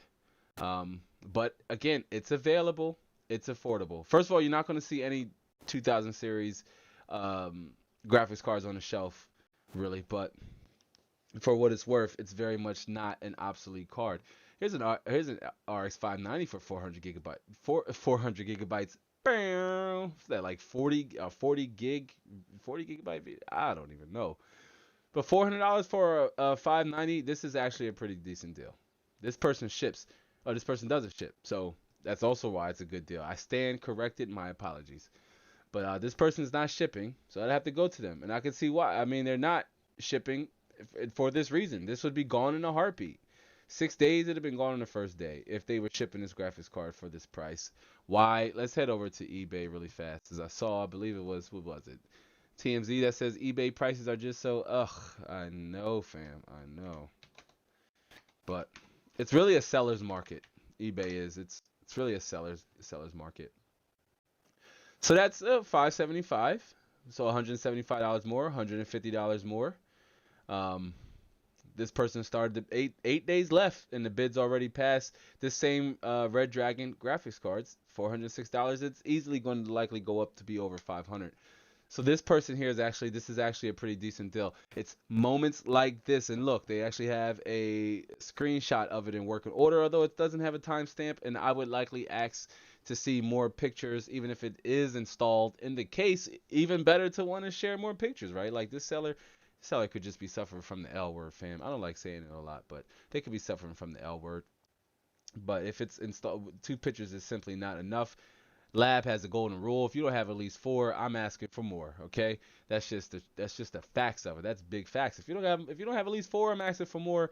2 pictures with a screenshot, there should be more. At least put a timestamp up there. Show if the GPU is in working order in the case. Show it in the case. Show it in the screen. Um, it's $400, right? Like Tristian says, why is it so cheap, right? Oh, you talking about the RTX 3070? Well, I'll jump back to that in a second too. But for 590, this is actually not that bad. I believe this graphics card retailed for close to this at the time when it dropped. RTX 3070 for 620. Okay. So the pictures are blurry, but all original packaging. This isn't actually that bad, but it's about what, $120 more. Hey, listen, fam. These sellers are shipping. I know Tristian, you're not stateside, but look, if you're here looking, you're on the replay. Um, you might want to consider kicking the tires on some of these sellers, seeing if you can maybe pick up some lost value. Ask for clearer pictures. This here is just a little too blurry for my liking. TMZ says I got to take off. I have a good day, everyone. Catch you later. Yeah, absolutely, TMZ. Join the Discord if you haven't yet, so I can still talk to you outside of our normal operating hours. And I'm going to up the light here a little bit. Don't mind me. But definitely, TMZ, it was good to see you. Thanks for stopping by. And Tristian says, man, this deal is insanely good. Yeah, and this person is shipping too. But, excuse me, let's see what they say. I'm only selling as a start because I am starting a healthcare job and I'm going through a house move. As per other generations, raw strix, blah, blah, blah. So, yeah, I mean, no flags, no signs. That shows that there could be something. This is an RTX 3070. It probably still is even under manufacturer warranty. So something to consider. Tristian says the cheapest one I could find used was €1,200. Wow. Yeah, that's about like 1,300 something USD, something to that extent. Still crazy expensive. So this is actually a good deal. There's less scammers over on OfferUp. And this is why here recently I've been finding myself heading there trying to find quote unquote deals for a graphics card. But B450 motherboard, brand new in the box. This is actually not that bad. Now here's the thing, fam. When you see it sealed like this, it's like, okay, you got to take their word for it. It has manufacturer seal from it. It likely is brand new. $90 isn't that bad for a new in the box Asus ROG Strix B450 motherboard. You could take a $129 or $200 AMD Vega 11 graphics card and factor in the rest of your components, and you have yourself a build. You won't need a dedicated video card, at least off top. All right, 5600 XT for $380. Is that high? Yes. Faster alternative than say going with would you pay $80 more versus a 390? Absolutely, for a 5600 XT. This is a souped up version, pretty much that of a this person said a 2060, but that's very pushing it. It's very close, but still not bad because you saw what 2060 prices were going for, and they were crazy through the roof. I mean, not enough pictures. Remember 4, and I'm asking for more. But they do have the most important sections where you can see serial number. You can confirm the model type. A pretty decent shot here of the PCB lip and the back plate where you can look for any discoloration, any leakages. And of course a full frontal view where you can see if there's any damages to the fan, any cooler, or anything of that, any other blemishes or imperfections. But 3 ain't enough, fam. I need 4. 4 and I'm asking for more. That's my rule of thumb. But $380, not bad if I wanted to finish my build. Remember we did our, fam, you remember when we did our live stream about building a $1,400, building a PC with a $1,400 setup? and we configured that with the monitor, and we took $1,000 and said you can build, get your core components. We had about $400 to $450 left over for a GPU, even on the used market. It's possible, fam. It's possible. So let's even say, I'll tell you what, let's take that here as we're trying to determine, or we're making the determination that graphics cards are still expensive on the used market, but they are available, right? They are available and affordable in the grand scheme of things. Because if we went to eBay, I feel like I'm picking on eBay, but if we went to eBay, what's a 5600 XT going for? Well, there you go. See if we can find the same variant. What was that? A Radeon, looks like a OEM pre-built. Yeah, this is stripped from a pre-built. Okay. So you're likely not going to find a similar model, but they are going to perform within specs of each other. What do we have? 710, 1 day left. 610, 4 days left. It's almost 50% more. So this is when I say it's more affordable on the used market. This is when I say it's more affordable, a graphics card on the used market. If you're here on a replay, and if you're here watching right now in your stateside, we're going to take that concept of a $400 to $450 left over in a budget after buying our gaming monitor and buying our core components, our motherboard, CPU, RAM, case, power supply, storage, right?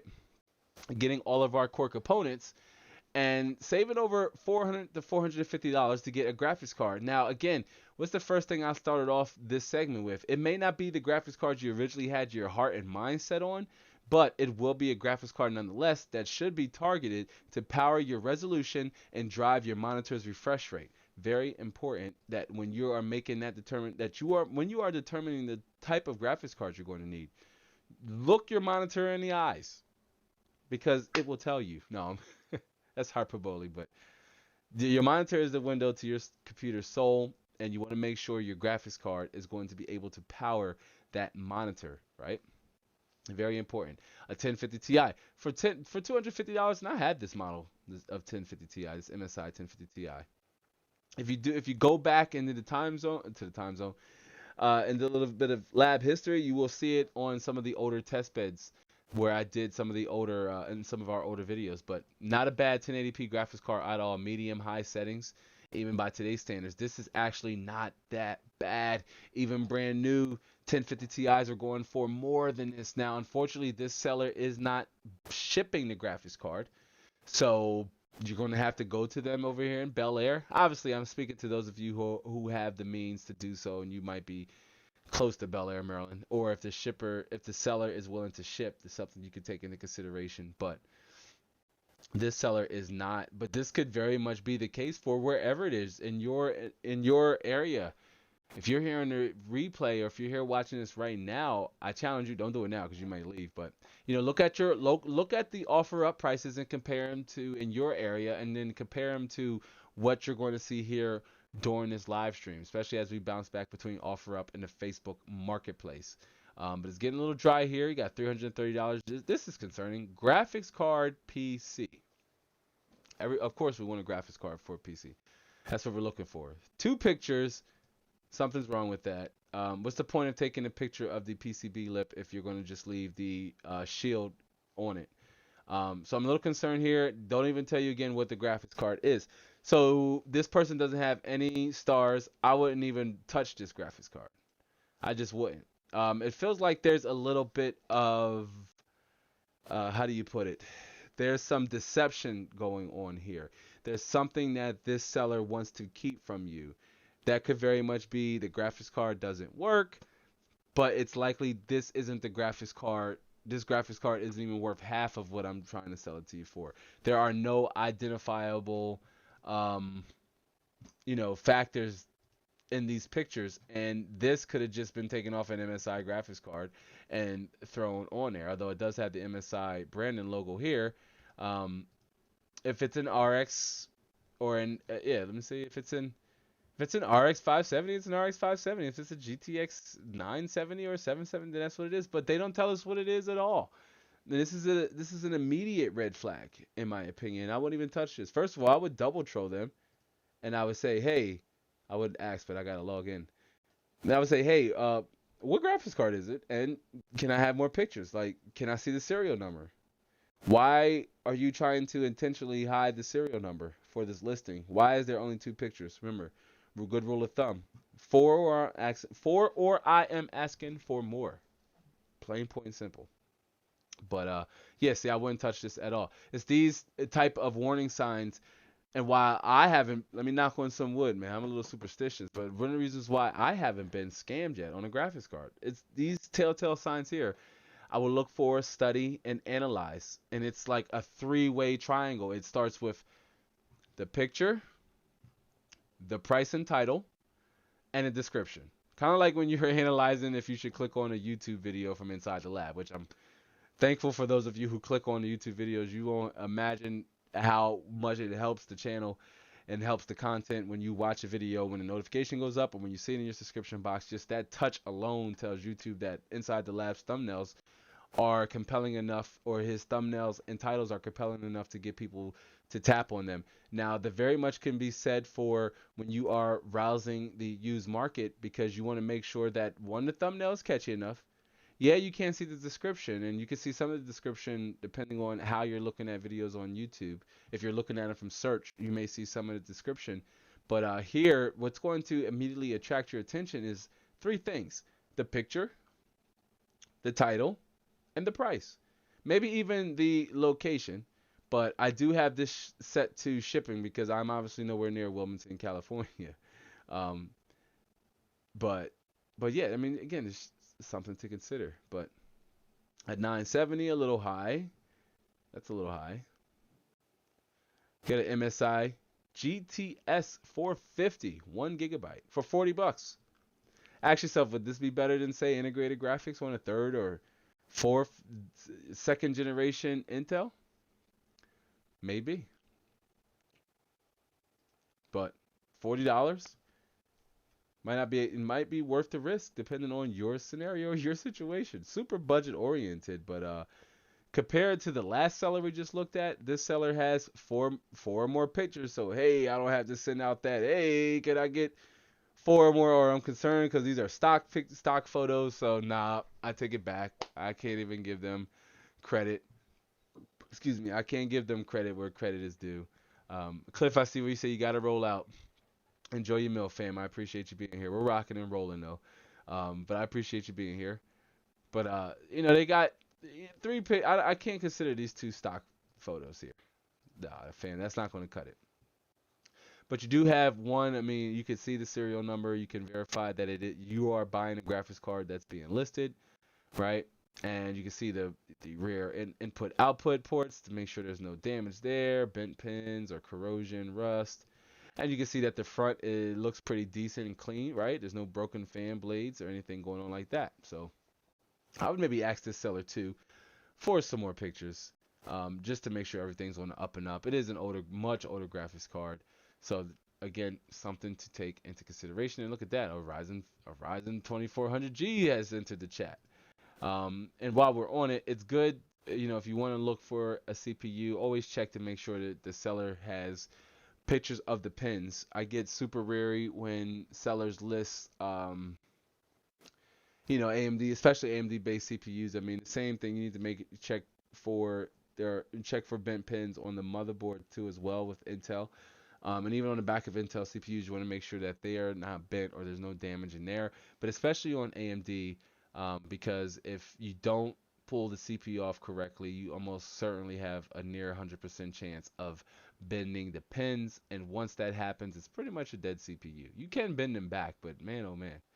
Man, oh man. And in this case, two pictures should be generally enough for a CPU, as what's really important here is that there are no bent pins. And it doesn't hurt to ask. Put it on their conscience. Hey, you say, hey, I can't really tell. I just want to double check. There are no bent pins on there. Say, hey, they want to make a coin. They want to make money. They'll do everything that they can to ease your mind as a buyer. This here too, super red flag. Like, you don't even have pictures of it. You say it's brand new. $100 for a 1063 what is that? 3 GB 1060. It's not bad, but come on. If it's brand new, you should even have pictures of it in the box. So that's concerning to me. That's concerning to me. I would $100. This isn't bad at all. This isn't bad at all, especially if you only want, say, 1080p. You don't play demanding games. Maybe you play like Minecraft, Valorant, Fort, Apex. If you don't play demanding games, you don't need a high-end graphics card, right? But $100 sounds like, yeah, oh yeah, I should jump on that. But how do you know this is what you're getting? This is from Amazon. You ain't buying it from Amazon. And another red flag is if they paid $349 for it, why are they only selling it for 100? Red flags, y'all. Something to consider. Something to make sure you are looking out for. But this here is actually not a bad deal at all. $175 for a GTX 1066 gigabyte. Here in my neck of the woods, I might have to go stop by and holler at them. But here's the problem, fam. No pictures. It's great that we see it in working order, but guess what? That doesn't mean it works. Yeah, it's plugged in and it's getting power. Sure, it's plugged in. But that doesn't mean that it's rendering a frame. It's giving a video output. It's outputting a video signal. It's a really good price for a GTX 1060. We head over here. Man, I know because listen. I would say more on it, but just keep a lookout for the video that's coming up. Whoa, this is a 5600 XT GTX 1066 gigabyte. What? So a good, let's just say 384, 350. It seems about right for a 1060. So this is actually not bad at all. But again, this person isn't willing to ship. So at least at face value, doesn't always hurt. You can always ask, but normally here the ones I've asked, they've almost always said no. I prefer not to ship. Okay, fair game, fam. But it's one of the reasons why it's so affordable. Now, if they listed this on eBay for $175, it will go faster than it took them to even get the listing up. I know because I would jump over on eBay and buy it. But and then sometimes you can find bundles like this here. PC for parts or whole. i5 6500 and EVGA 500 watt power supply unit, 1 terabyte hard drive, and a motherboard, right? All you're missing is your graphics card. Got everything else, fam. $245. Couple that with that $100. Well, not $100 because it looks shady AF. But if you were local, $175 and 200. I mean, you got a 6th generation i5 is what it looked like. So, not bad. Maybe a little bit of a GPU bottleneck there. But your cost to entry is less than $500 for this configuration, give or take. $100 RX 560. Ooh, but look at that, fam. One picture. I don't know. I need more. I need to see more. I need to see the back of the graphics card. And it's good to look for at least 4 places, fam. This is why I say 4 or more pictures. 4 or more. 4 or I'm asking for more. Front of the graphics card so you can evaluate the fan situation to make sure that there's no missing blades, nothing's cracked. The PCB lip to make sure there's no damages there. The back of the back plate for not only what we saw in that 2080 Ti, but it looked like there was some leak damage there. But also to evaluate to check for the serial number to make sure that that is the graphics card that the seller is saying that you're buying. And also you want to check for the input-output shield because those could all prove to be problems should there be any visible signs of damage or issues that you should be concerned with. Trisound says this can be a fake one. Possibly. I mean, there's no other pictures. Why is that? You want to make in $100? That's really, that is low. I think that's lower than the MSRP for the RX 560 when it launched was like $129 or $149. Here's an RX 570 for $130, but look at that. No pictures? Come on now, fam. It's in good condition. At least you know it's in good condition. But for $130, that's almost too good to be true. It's like way too good to be true. I would flood this seller with a whole bunch of questions, right? This RX 560, $84. This looks like it came stripped out of a pre-built as well. Front looks clean. Side looks clean. This is a seller who almost really wouldn't have anything to hide. Input output looks clean. All original packing. Came with my computer, got an upgrade, don't use it anymore. Works perfectly fine, no problems. Will ship in static proof bag and foam packaging. So as a buyer, you gotta appreciate this seller. Honest and transparent. $85 for RX 560 isn't that bad at all.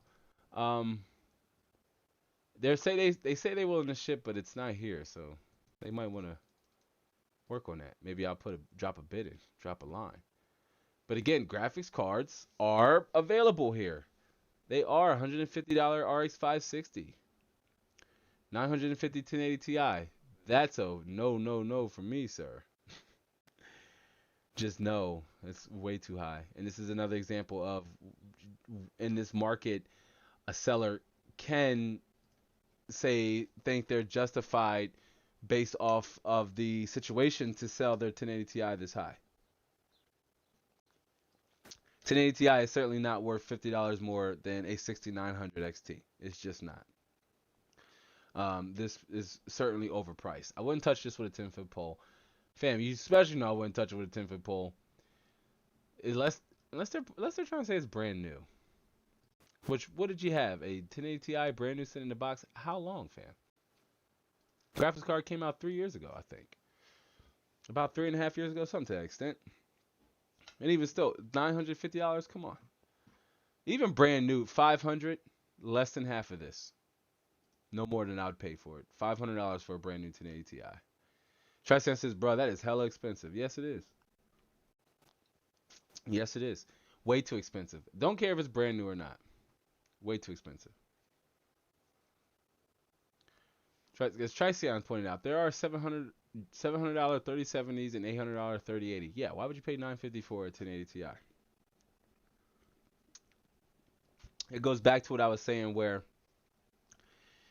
the value is slightly diminished because you have older graphics cards that are selling for more than what faster alternatives would be available. Even if you are willing to say, nope, I got $1,000 and I want a high-end graphics card. I don't care. 1080 Ti is, why would you pay $950 for a 1080 Ti? Fam, you got a 3070 here for $700. Less VRAM, but still 2 gigabytes less VRAM, or I'm sorry, 1 gigabyte less VRAM. Then 1080 Ti has 11 gigabytes of VRAM. But come on. I thought we saw. Let me see. No, okay. $580 3060. So again, graphics cards are available on the used market. Some are high.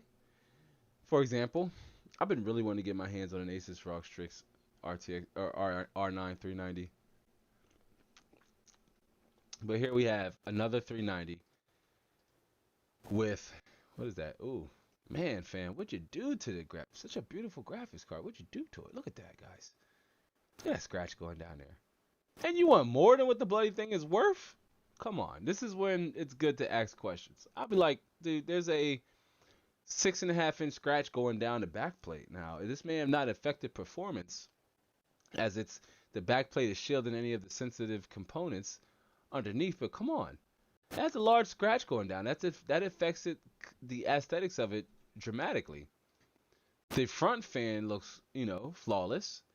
Just maybe need to be a little cleaned up a little bit there.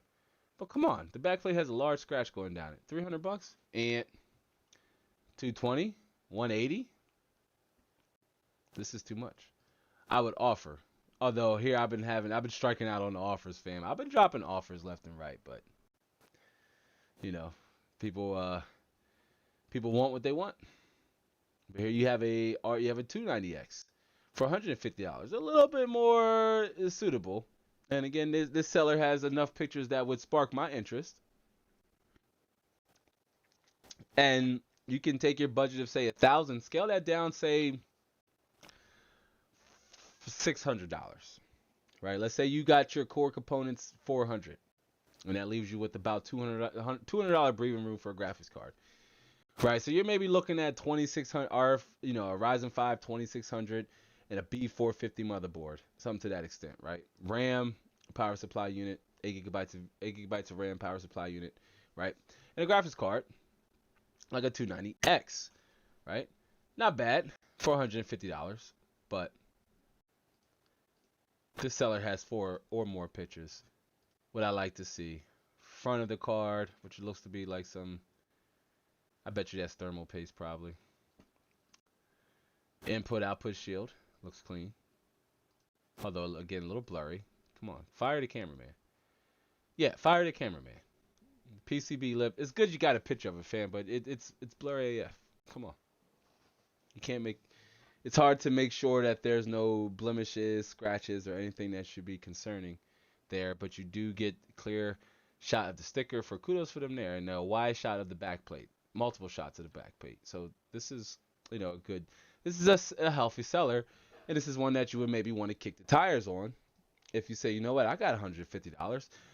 And I knew there were some members in the community, they're not here on the live show. I was hoping they were, because this live stream would benefit them a great deal. And this live stream could benefit maybe somebody you know. And I do ask you to share this video out with them in the event that it does help. Excuse me, I had to clear my throat. Tricep says, hey man, I gotta go. I got some invalid shares on the RTX 3070. Gotta fix that. Okay. Well, Tricion, it was good seeing you. And I do appreciate you stopping by. But that's offer up browsing. Lost my page here. Let me go back to graphics cards. So that's offer up in an eggshell. Some value there. Again, graphics cards are available. Not necessarily affordable. Still priced a little high. Again, it's $970 for 215. It's a little high. Slightly slower than an RX 570. Same amount of VRAM, depending on your side of the argument there. Excuse me, rather you want to say it has 3.5 gigabytes or 4 gigabytes. They're about the same in terms of speed. So this is a little high for my liking to pay altogether about 223 for a 970. I would maybe want a little less, maybe 170, 150, and that'd be that. You can always, this is a good thing, you can haggle. It's easier to haggle with sellers on OfferUp than it is, say, on eBay. Um, and I've run an eBay store, but yeah, this isn't okay. I mean, look, it's not bad, but ridiculous nonetheless. Ridiculous nonetheless, and that's just something you got to take into consideration. Browsing the used market. Graphics cards are expensive, but they are available over there on the used market. Now, let me jump back here to our training scene. Now, let's jump into another positive with the used market right now in 2021, because we kind of saw it just now on Offer Up, and that is combos and bundle deals for the win. Now, this is outside the realm of just graphics cards. This is like if you want to jump on, try to save money where you can, getting a CPU and motherboard and RAM all combo together. Older generation CPU and motherboard combos tend to have the most value.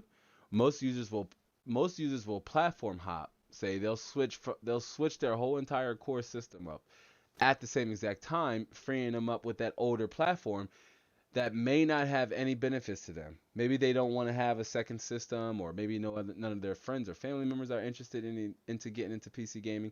So they'll just sit around and collect dust. What better way to recoup some of your upgrade costs by, say, letting off some of that value onto the used market and passing that value on down to somebody else?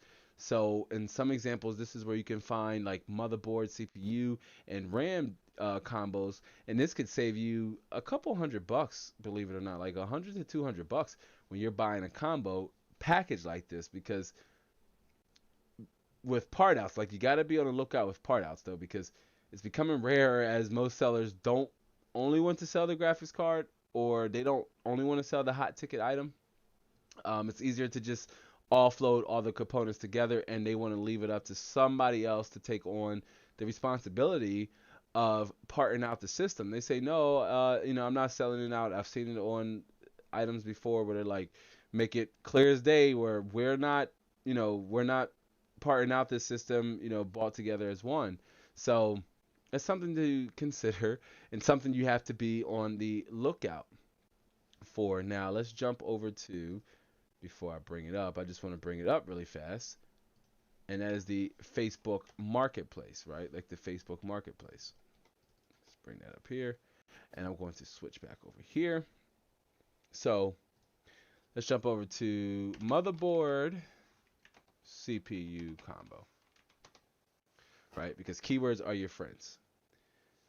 So we have 4790K for 200 bucks. Now, how much value is there? Well, if you wanted to get a, which would be about on par with a 1600X, maybe like a Ryzen 5 1600X, slightly slower. But if you wanted to get a 1600X, 16 gigabytes of RAM, and a motherboard, it's going to cost you more than $200, maybe about $250 for those three components. Now you could save yourself money here by going with this combo deal here.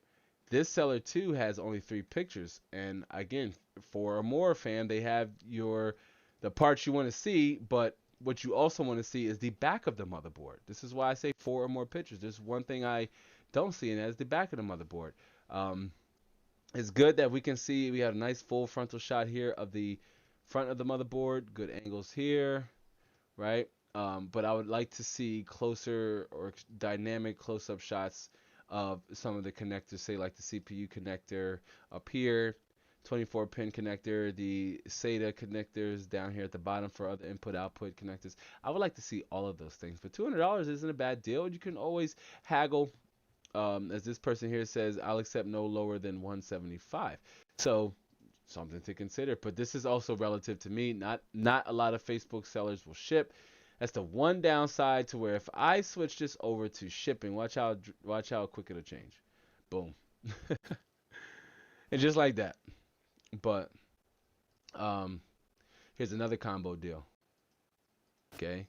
Older platform, but if you're really tight, if you're really cash strapped with money and you want to get into PC gaming, and you don't play demanding games, motherboard CPU combos could be a really good option if you want to configure a used system, starting off and focusing on your core components. Your core parts. That's your motherboard, CPU, RAM, right? All of these here that we see in a lot of these combo deals, especially this one here that comes with the CPU cooler. The last combo we saw with the 4690K didn't come with the CPU cooler. This comes with everything you need, and this seller has a significant amount of pictures that they've shared with the platform. Most importantly, time stamps, pictures with it working, or I'm sorry, I don't see any timestamps, but there's pictures of it in working order, but we don't know the date, so that's the one downside to that. They should have just, wrote the date down, held it up, took the picture. But it does have pictures showing in working order, and this is 250, a little high, but it is an i7 4th generation 4770 non-overclockable, so it'll turbo up to 3.4 gigahertz, or turbo up to as high as your cooling will allow it. And this is a stock Intel cooler, so it won't be that high. But 250 is still a little high. But again, you can always haggle. This person does ship to me, so I would almost definitely haggle. But yeah, 3700 for 280, not bad. Not a combo deal. But again, sometimes you can get bundled deals, and it could save you money with other parts of your build, to where you might have been able to say, well, I want to preserve as much money as I can to put it into a decent graphics card. The games I want to play aren't that demanding, so you don't need a demanding graphics card. I love these two here. Sometimes be on the lookout for PC parts lots. You can find some like miscellaneous upgrade components and PC part lots. This is another area where there is still value on the used market. Now, what I'm a little concerned is that this person doesn't have the prices. They could at least listed the prices for, say, like how much they want for the 140 millimeter Corsair fan, or for how much they want for the AMD CPU cooler, but they just have 60, which I know that's not for the rest of the lot. Could be wrong, but I would assume it's not, fam. That's too good to be true. Here goes another combo deal. Oh, but stock photos, that's a no, no, no for me, sir. I don't do stock photos. I don't do stock photos. Even if I was remotely interested, I would. It's like a deal that I feel like, man, I gotta jump on that. I can't miss it. I'm asking for more pictures. I'm asking for more pictures. But yeah. And then let's check to see what the combo deals really fast on offer up or like motherboard. Oh no, motherboard CPU combo.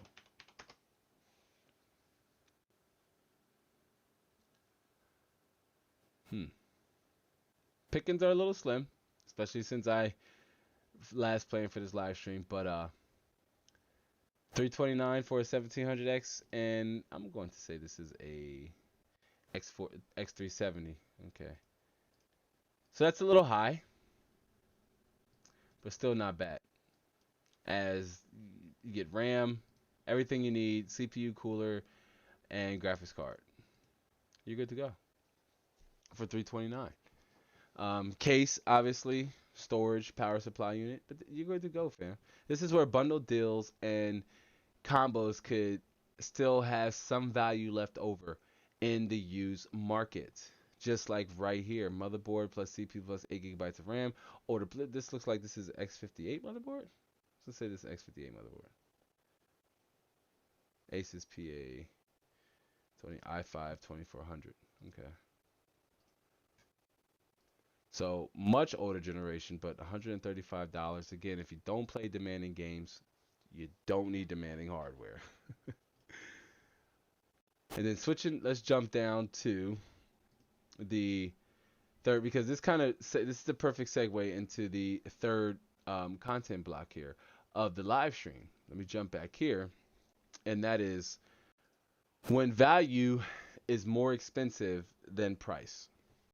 When value is more expensive than price, because that is what encompasses the used market right now. Or when shopping on the used market, it's better to either shop for a specific part or a specific component, much like what we just got done doing. If you want a motherboard CPU combo, search for that. If you're looking for just a graphics card or a specific type of graphics card, search for that. If you're looking for RAM, search for that. It's better to have an idea of what it is you're looking for. And this applies mostly to the 2021 market, like right in the 2021 used market, just in case you stumble upon this live stream at a later date, right, like on the shelf. But this is applicable to the 2021 used market. But you want to have a clear idea of what it is you are shopping for. Sometimes casual shopping can lead to unexpected finds on the market that can lead to a cost-effective upgrade for your system, right? Where I remember when we were on, I believe it was the Facebook Marketplace, we were looking at PC parts or PC bundles, and we saw, you know, fans, we saw cases, we saw power supply units. We didn't see any storage, which I'd recommend you buy new, but you maybe can find some value in a hard drive. Um, like a used hard drive. Try to ask when the manufacturing date was if it's a hard drive, because hard drives typically have 7-year lifespans attached to them. But yeah, even casual shopping on the used market can lead to a cost-effective upgrade for your system. But CPUs aside, graphics cards value lies in their availability to the market, all right, and that balance of price to performance. But due to the techdemic, the latest and greatest are scarcely available. Scalpers and supply chains grinding to a near halt. This has led to an increase of older generations as well. From what you saw from us shopping on OfferUp and eBay for used graphics cards, and even on the Facebook Marketplace, this has caused older graphics cards to shoot up in price on average of about 30 to 60% more than what they are worth. And this is what we mean when I say value, when value is more expensive than price. That price in fluctuation, or that price influx, right? I want to say inflation and influx into one word, right? But again, that absolutely diminishes the value that the used market once harbored, right? Especially in the older generation of graphics cards, both Team Green and Team Red, both Nvidia and AMD. Now, will this be temporary? Will this be temporary? I'll tell you what, let's jump into our final thoughts and talk about just that, because it could be temporary, could not. Again, my best guess is that we will see GPU stock materialize in either quarter three or quarter four, right, this year or into the next year. And on top of that, we'll see an announcement of newer series graphics cards from NVIDIA. And we will likely see the 6600 XT and the 6500 RDNA 2 graphics cards, as AMD themselves have said, we have more graphics cards coming, fam. We're not done. They have more set. They have more graphics cards set to launch in that RDNA 2 lineup. So we could very much see those graphics cards as well when 6000, 6700 XT and 6800 and 6900 XT stock materializes. We're going to see those lower end cards. We may not see 7th generation Big Navi yet, but who knows? But in a market of supply yet abundant with demand, value comes fast and far in between, fam. Shop smart, shop safe. Price to performance waits for no one. If you see something you need or a component someone else may want, act fast, act first, right? Very important. The used market is no longer, is no stranger to inflation, scalpers, and supply constraints, but you know, there are ways to circumvent that. There are ways to get around that. There are ways to overcome these obstacles.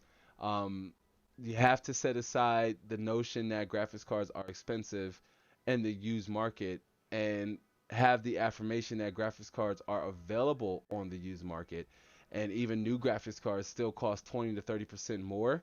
So, what are you really missing out? Warranty? Absolutely, I get it. The graphics card being newer? Absolutely, I get it. But most importantly, what are you really missing out on? That's playing PC games. No player in the wild.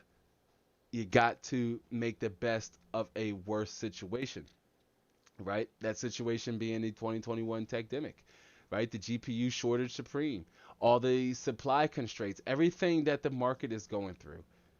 This is something we have to endure. And believe it or not, friends and fam, it's not just the PC gaming market that is suffering from these issues. The housing market, houses have shot up in terms of price, right?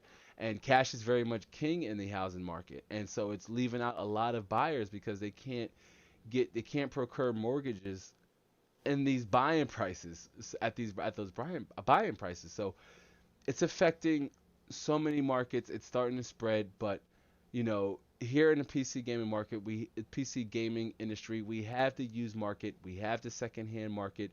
You have websites like OfferUp, Facebook Marketplace, most importantly the Facebook Marketplace, and even eBay, that is probably your last destination you should arrive to when looking for a graphics card, but nonetheless an option where they are available. They are not affordable, but they are available. PC gaming has always been expensive. That's just something to take into consideration. PC gaming has always been expensive. These issues aren't all within the fault of NVIDIA and AMD, but it is something that we consumers have been left to endure. So we'll just have to keep enduring and make the best out of a worse situation, friends and fam. But yeah.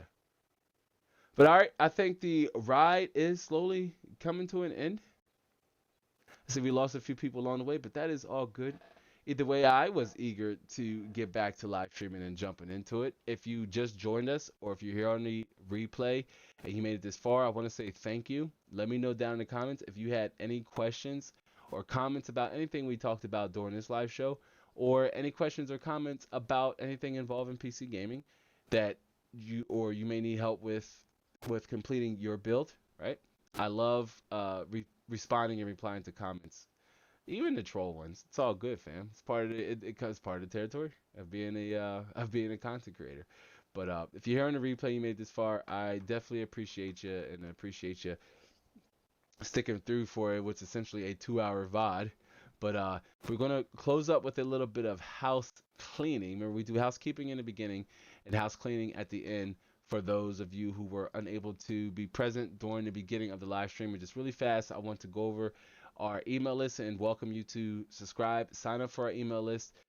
Unity starts with you. I say it every live stream, and I mean it every live stream and every time I say it. All I need is your email address and your first name so we know where to send your mail and what to call you. If you want to sign up for our Discord, our private Discord, the invite links are only being sent out to email subscribers first and foremost. So if that sounds like your cup of tea, grab your glass. I got some tea in here, so I say that. Excuse me. But if that sounds like your cup of tea, sign up for our email list. All of these links you'll be able to find down in the description box below, or likely in the pinned comment after this live stream has already been up. But yeah, and then of course we have merch, and all of these support the channel in a very small, big way. Sign up for the email list, checking out our merch, and the last of the house cleaning bit.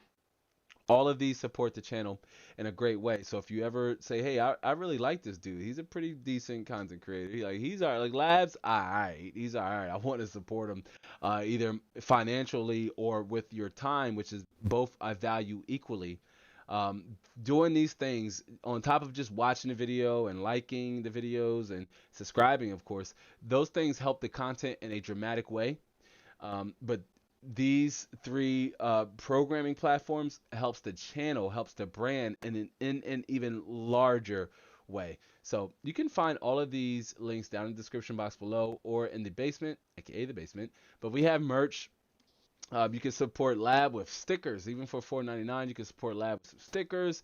You can look good while you're gaming, feel good while you're creating, right? If you're a fellow content creator, you understand the importance of merch and how merch can really inspire and make you feel attached to something bigger than yourself. All of those things, fam. But I have a few I have a few more content drops that are getting ready to take place. So you're definitely going to want to head back and check out the merch frequently. I have some favorites of mine here, like the No Player in the Wild shirt, the PC Gamer hoodie, which is getting a little too hot in my neck of the woods for a hoodie. So there's that. But yeah, check out the merch. And then last but not least, our website, which, whoa, you see my pretty handsome mug there. Last but not least, our website, which is the hub. It is the central core of all of the content. We got Core Shredder there, standing nice and proud like a transformer. But you can contact me directly, send me an informal email, flame the content, ridicule me or what have you. But give me a compliment. Check out the merch, the history of the merch, all about Inside the Lab. Even traffic here supports the channel in a really big way. I know I didn't mention it in the beginning of the live stream, but we do have our community blog, which will have more community posts being applied to it. That's going to make it even worth coming back and checking out. And if you ever want to catch any previous live streams or what the conversation was about in a previous live stream, you can always head down here, as well as I will always have the previous live stream up here automatically. It automatically defaults to it. This live stream took place last week. Great conversation. I actually like this thumbnail. It's so lab green. But yeah. And that's that. So yeah. All right now. Again, this ride is slowly coming to an end. I know we lost a few people along the way, but I like to do this every live stream and just shout out and thank everybody that stopped by, just in case you are still here. But Your Highness, Tricion, Cliff, TMZ the Mrs. Zombified, Bluehead Lizard, Gamer 001. We had a few viewers for the first time jump in, which is awesome because I know we've had a few subscribers join the channel recently. So it's always good to see new faces come on board. And if you're watching on the replay, you're sure we do go live every Saturday, except for last week where I had to call out. I hate looking at it that way, but I had to call out essentially. But we do go live every Saturday about 3:30 Eastern Standard Time. So to catch more of our regular programming, and we have so much more content coming up that you're going to want to make sure that you're first and foremost like this video and subscribe if you haven't yet. You're definitely going to want to subscribe to the vibes. subscribe to the mission, subscribe to the message here in this community. But that's all I got for you, fam. That's all I got. That's all I got. We did our walkthrough. I believe I got everybody. Sparta rules. Um, Let me see. Okay. Yeah. And Manaj 10K didn't came and but didn't stay. And Hamad Nazir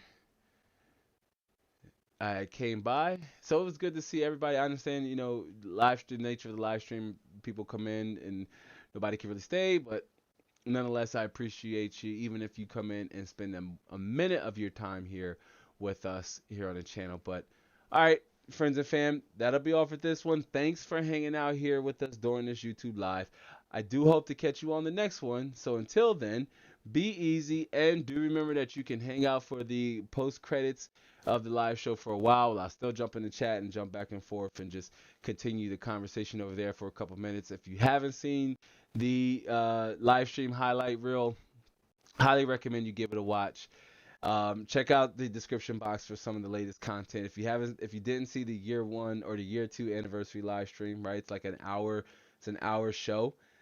Very good value there. You see a little bit of the past, present, and future with Inside the Lab as we celebrated the 2nd year here in our 2-year anniversary on the platform.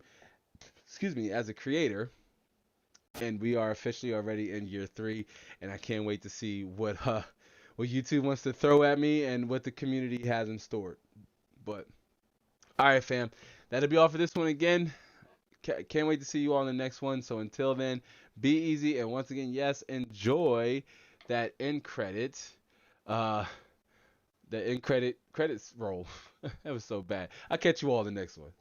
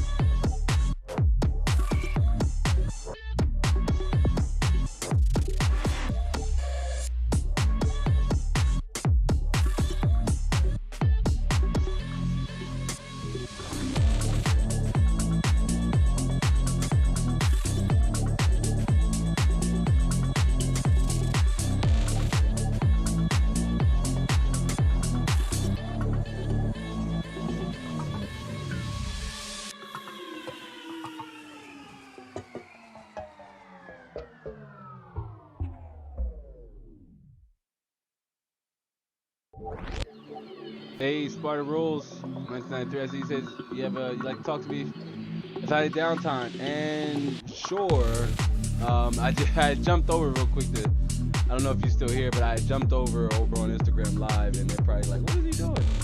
So, yeah, I should be up for a while. You can always shoot me a DM over on Instagram or Twitter, and I can rap with you. Not a problem, man. Thanks again, Sparta Rules, for hanging out for the live stream.